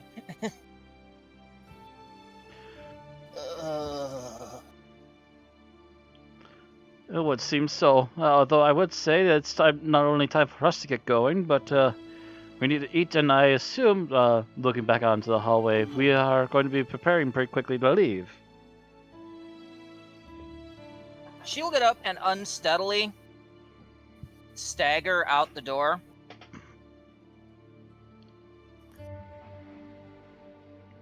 Yeah, she got royally drunk. Just going to point this out because one of the bottles of rum is, in fact, I'm pretty sure gone at this point. After how much Azina chugged yesterday, even though Yep. she was one of the only people drinking it. She is going to bring the empty bottle with her, though. Okay. We'll get to why when we actually get someplace. Oh God! Well, someone needs to hair the dog that bit them.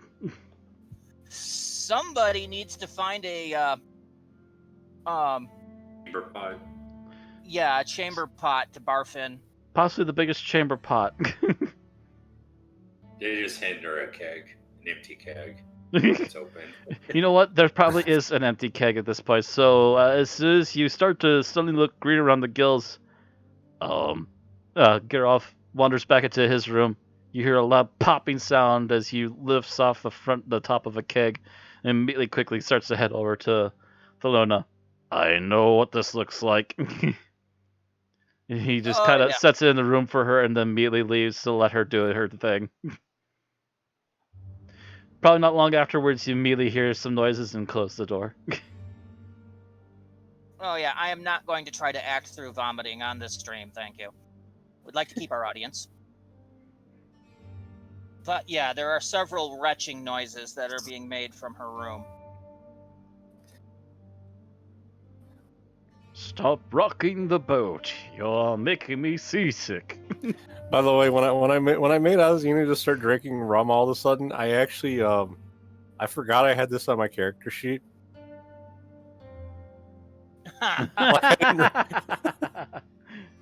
Well, that's definitely part of character then. I just acted in character without even thinking about it.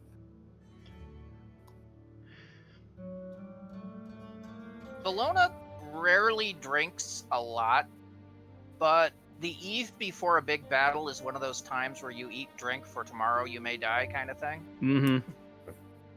And this sounds like one of those big ones. Yeah. I just kind of made Azina be like a female Captain Jack Sparrow.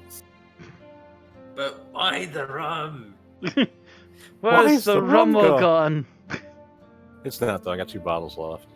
Where is the rum all... Oh, wait, there's another bottle. Never mind. So, you're female Keith Richards. Got it. It's a fun fact. Johnny Depp based Jack Sparrow on Keith Richards. Oh, okay. I was going to say...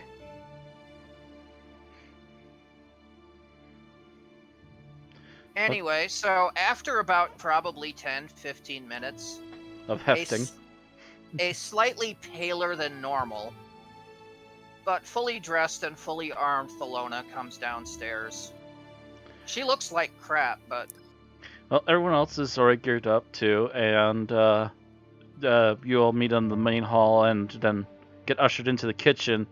The head chef looks a little bit tired, but he seems to have recovered from last night. As opposed to some of you, Azina still... Actually, matter of fact, Azina, you were drinking so much, you could do a constitution check too. You might be blasted a bit. We might be having some flaws for negatives on you for this. Ooh. Yeah, you didn't get bad enough to start hefting, but you definitely look a little... Probably have a hangover. Mm-hmm. Up, sir. So you probably had a... Matter of fact, actually, there's probably a mug of meat set in front of Thelena, as well as you going after another hair of the dog that bit you. Oh yeah, technically if mine was a saving throw, it would have been a 9, but still. But it's still not... Yeah. I think anything under a 10 and it's not good. So you get you get a nicer but still a very similar breakfast. The ancient Hyborian version of pancakes. You get a ton of delicious, greasy, heavy food. So you get bacon, you get eggs, Thank you, sausage. Thank you. I needed a fry up. Probably a bit of bread floating around here and there. There's the occasional bit of milk, but not that much. Some water also running around too, but there's definitely honey meat on for the morning. a sweeter drink for people waking up. Delona actually doesn't.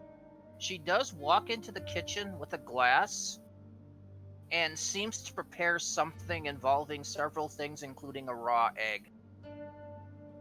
Oh, Yeah, immediately the chefs kind of look at you oddly and don't even question as they get back to work quickly. She downs it, looks horrifically in pain for a moment, and then calmly walks out to the table.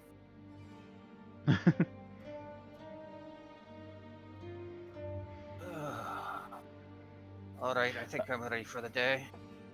Actually, I didn't even roll for Geralf either. I should actually double check since he was joining in quite a bit of that keg drinking too.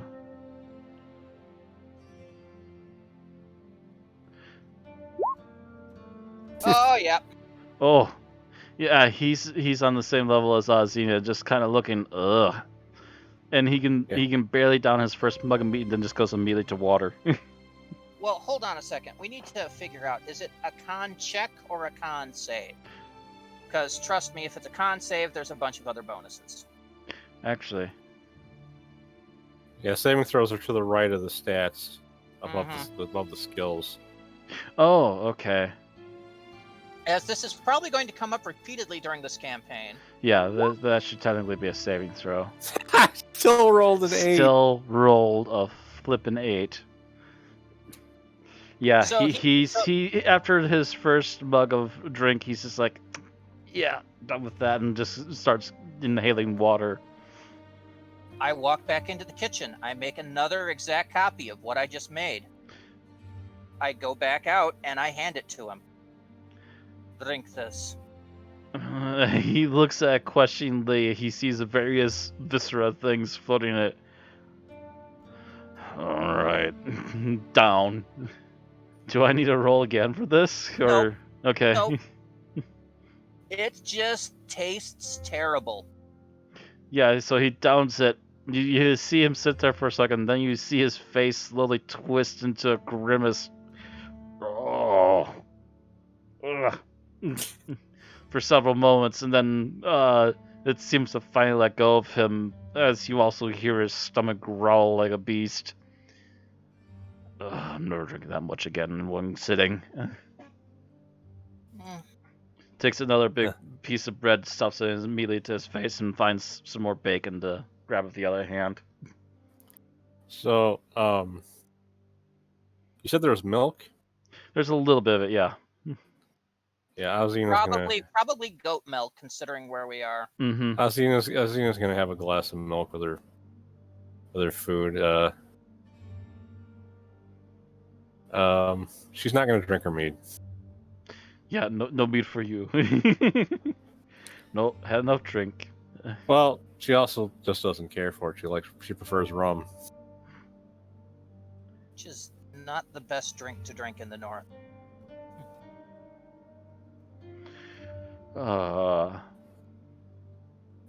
yeah, eventually you all finally settle down after a little while, eat your fill, and by the time you're done and about ready to get up, you do notice that the sun is starting to peek over the mountains, so it is definitely sunrise now.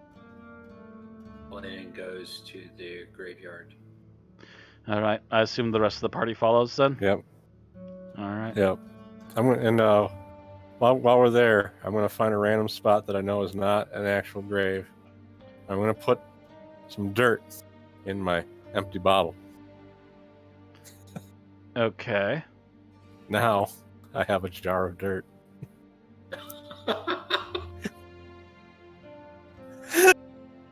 You know, I think I'll skip this, and I'll go into town.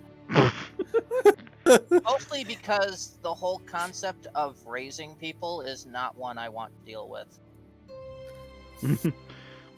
Well, it might be one you're stuck with. So Valena says the words and it's like, anyone willing to help us rise. So okay, so yeah, you take a few moments and then at the graveyard, and you mention if there's anyone that wishes to help us now rise. It It takes a moment, and you kind of silently pray to yourself again for a few moments when you feel the energy pulse again. If at first it seems to come from the amulet, but then you actually feel the power pulse through you, like just from like your head down to your toes, and then just feel it pulse into the ground. And after a few moments, you start to feel a rumbling, and I'm gonna roll something special for this.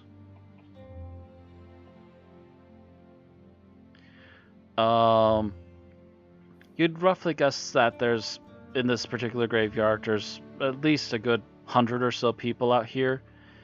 As you feel the rumbling, you see multiple graves start to open up. And when I say multiple, like it's nearly half of them.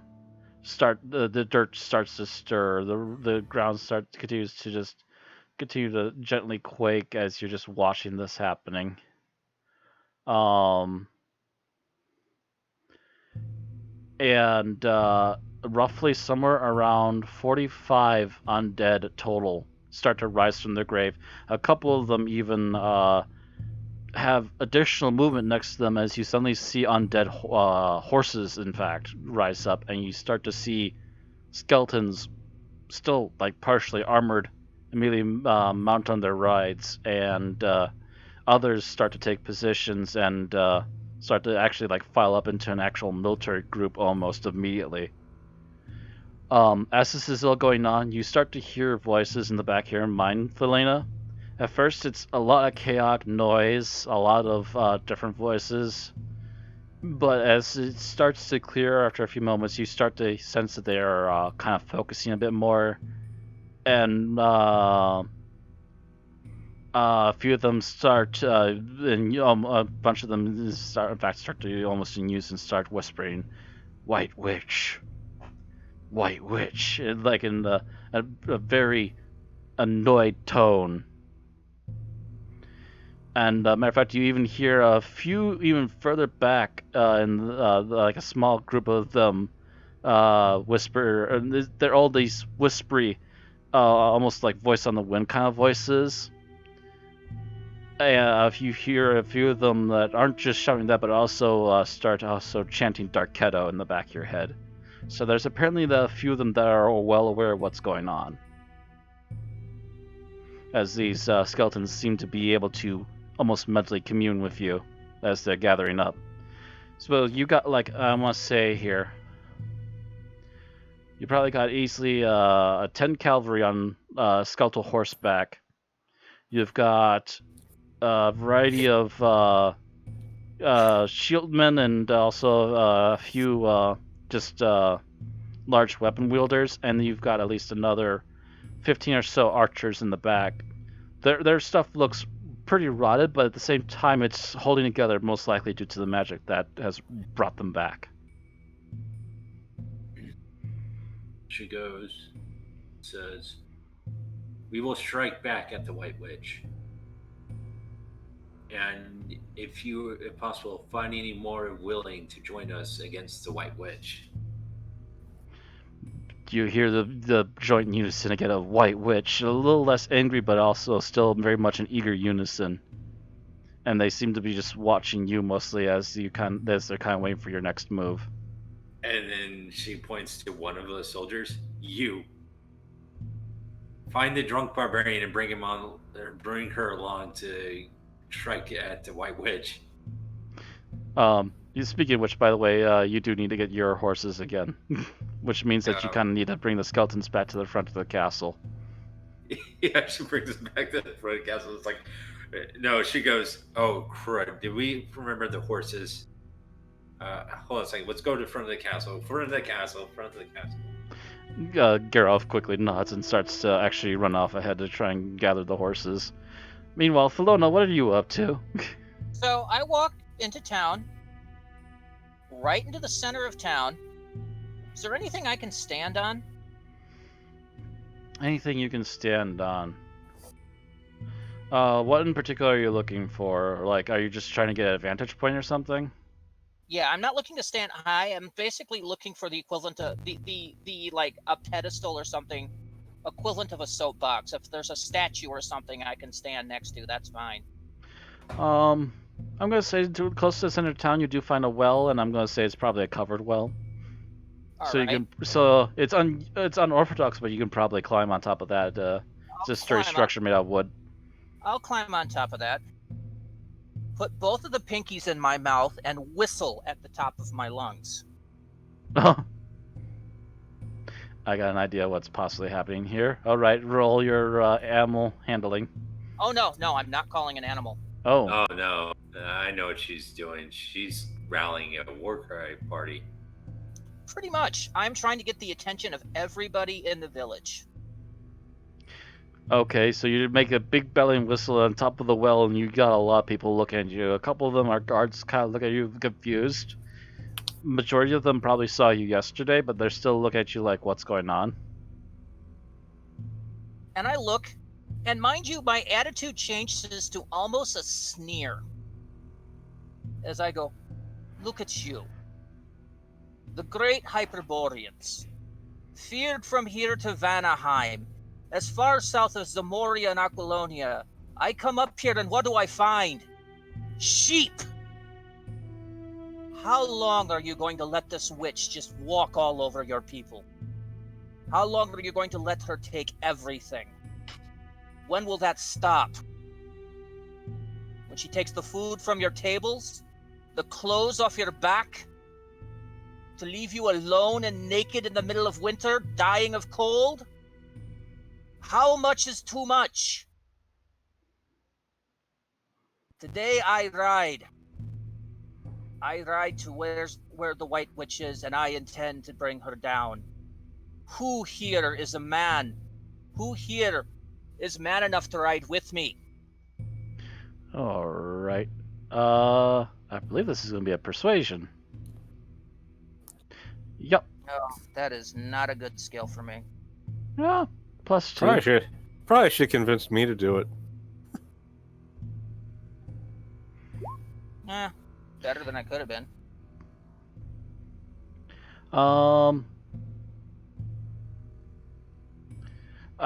Obviously, you do see a few guards that do look like they might be interested, but you also kind of understand that they gotta stay here and make sure things don't happen here. But you definitely do get a few of the locals starting to go, yeah, down with the White Witch, enough's enough, etc. amongst the group. So you got like, I want to say a good like, probably 10 extra men. A few of them do look like they're already armed and slightly geared. I'll have the others tell them to go up to the castle and tell them that you intend to ride with them against the White Witch. And that they should get arms from there. Wait, what? Remember, I know that I just met the blacksmith. He has weapons. Oh, so you're telling them to go up to the castle to get armed to go? Yes. Okay. So, alright, are you going with them then, I assume? Yes. Alright, so you start marching up to the castle to try and get arms. Just as you're getting there, almost the entire group of yours comes to a screeching halt as you just hear clank, clank, clank, clank. You see some banners. Some of them look really old, and some of them are probably even half burnt. Clank, clank. You hear little bits of metal now added in of the sound. Clank, clank. You see these rotted out skeletal men that seem to be riding something. Clank, clank. It's official. They're skeleton horses. Clank, clank. You see a bunch of men with skeletal men with shields, and then before too long, you see the archers in the back, and you see walking out in front of them is Valena, with a rather miffed look, but also kind of bemused as you look over and just see this group of people that just suddenly came to a screeching halt and looking at you slack-jawed and wide-eyed.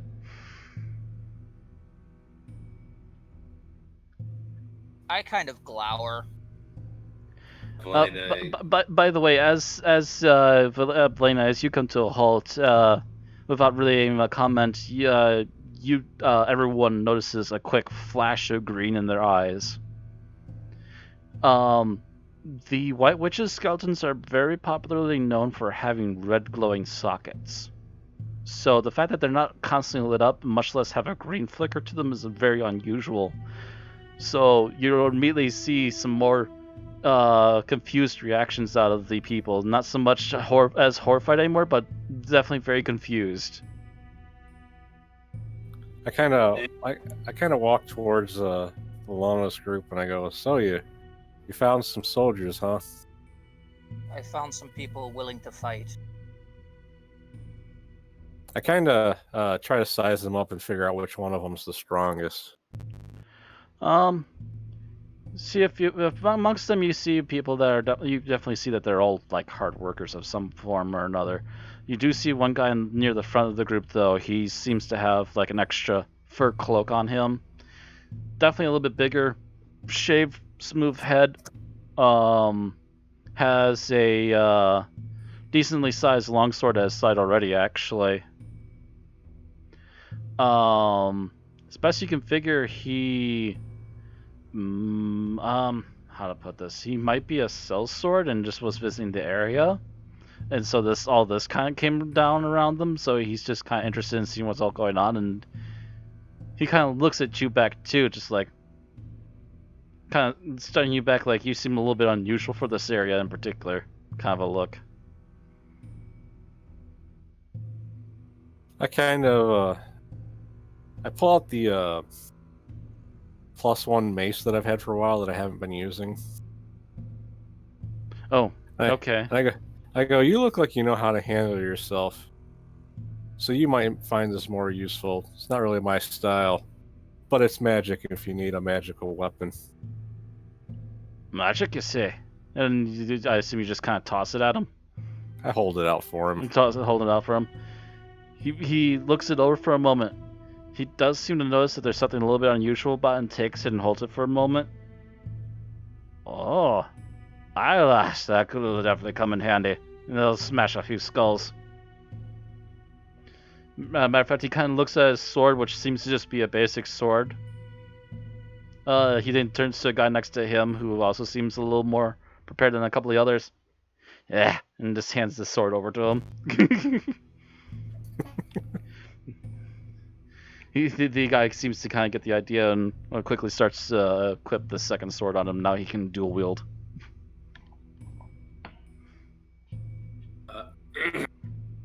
Valena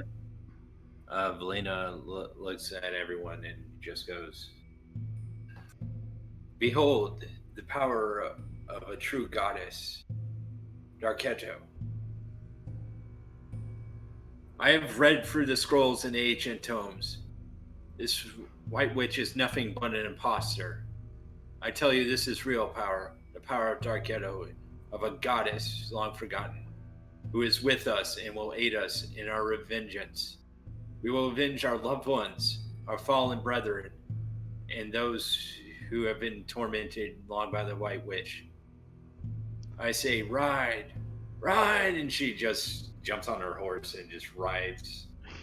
I'm going to assume that just about that point is when Geralt manages to get back with the horses, and also a couple guys that Thelona sent ahead come back with some of the weapons to help arm some of the farmers so they can at least do something. So everyone's kind of getting equipped and everyone's hopping on horses. Is my old blade among them?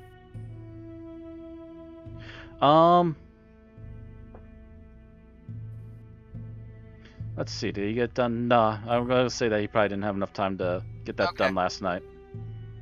He had a lot on the list to do. But people are putting on arms and armor and yeah, other stuff. There's a few pieces of armor. There's a few definitely a few more spare real weapons to be had. A couple of them still opt to prefer their own weapons because there's a couple of farmers that have some pretty sturdy looking axes amongst them. Even one guy who swears up and down that his pitchfork is a good one. Old Pitchy. It's pitchfork of Pitchy's been here with me since I was young, and I mean, doing the job. I imagine a pitchfork would effectively just be a trident. as far as weapon usage. Basically, that's what it would be. Yes. It's just that it may be used for farming, but it's just as useful for whatever trident would be used for, which is, if nothing, at least a reach weapon, if not a throwing, stabbing weapon. Oh, Peachy's how I lost my eye. It just probably be more likely to break than a weapon that's actually made for battle. Again, depending on how well it's made and how much wear and tear it's gotten. All right. Well then, Bologna will give out a whistle. That's better than what I've done thus far. Just to get your horse to come over? Yeah. Yeah, the horse responds this time and immediately trots over by you. Climb up. Alright.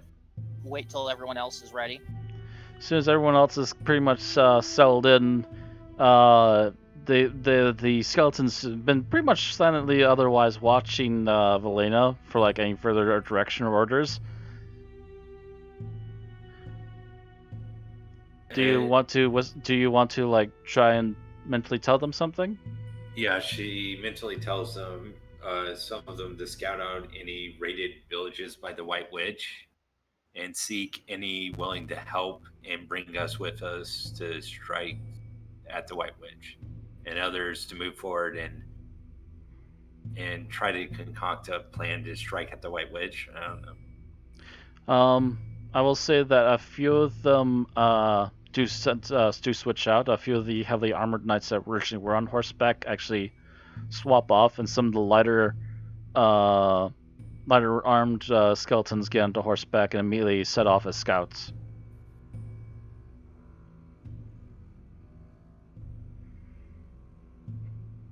And you hear a few spooked outcries throughout the village as there's horse skeletons racing through town.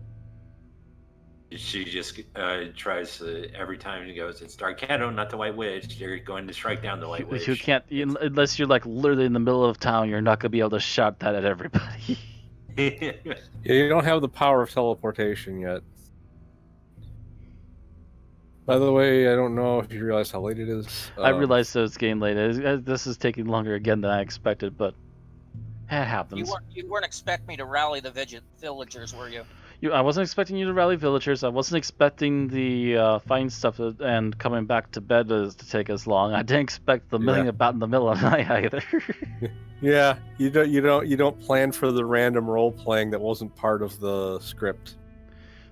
Things happen, it always will. But so yeah, scouts have been sent out.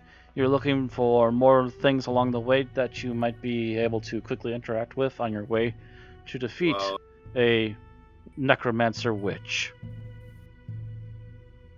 With that, I guess we're going to end it here for tonight, and we'll continue next time.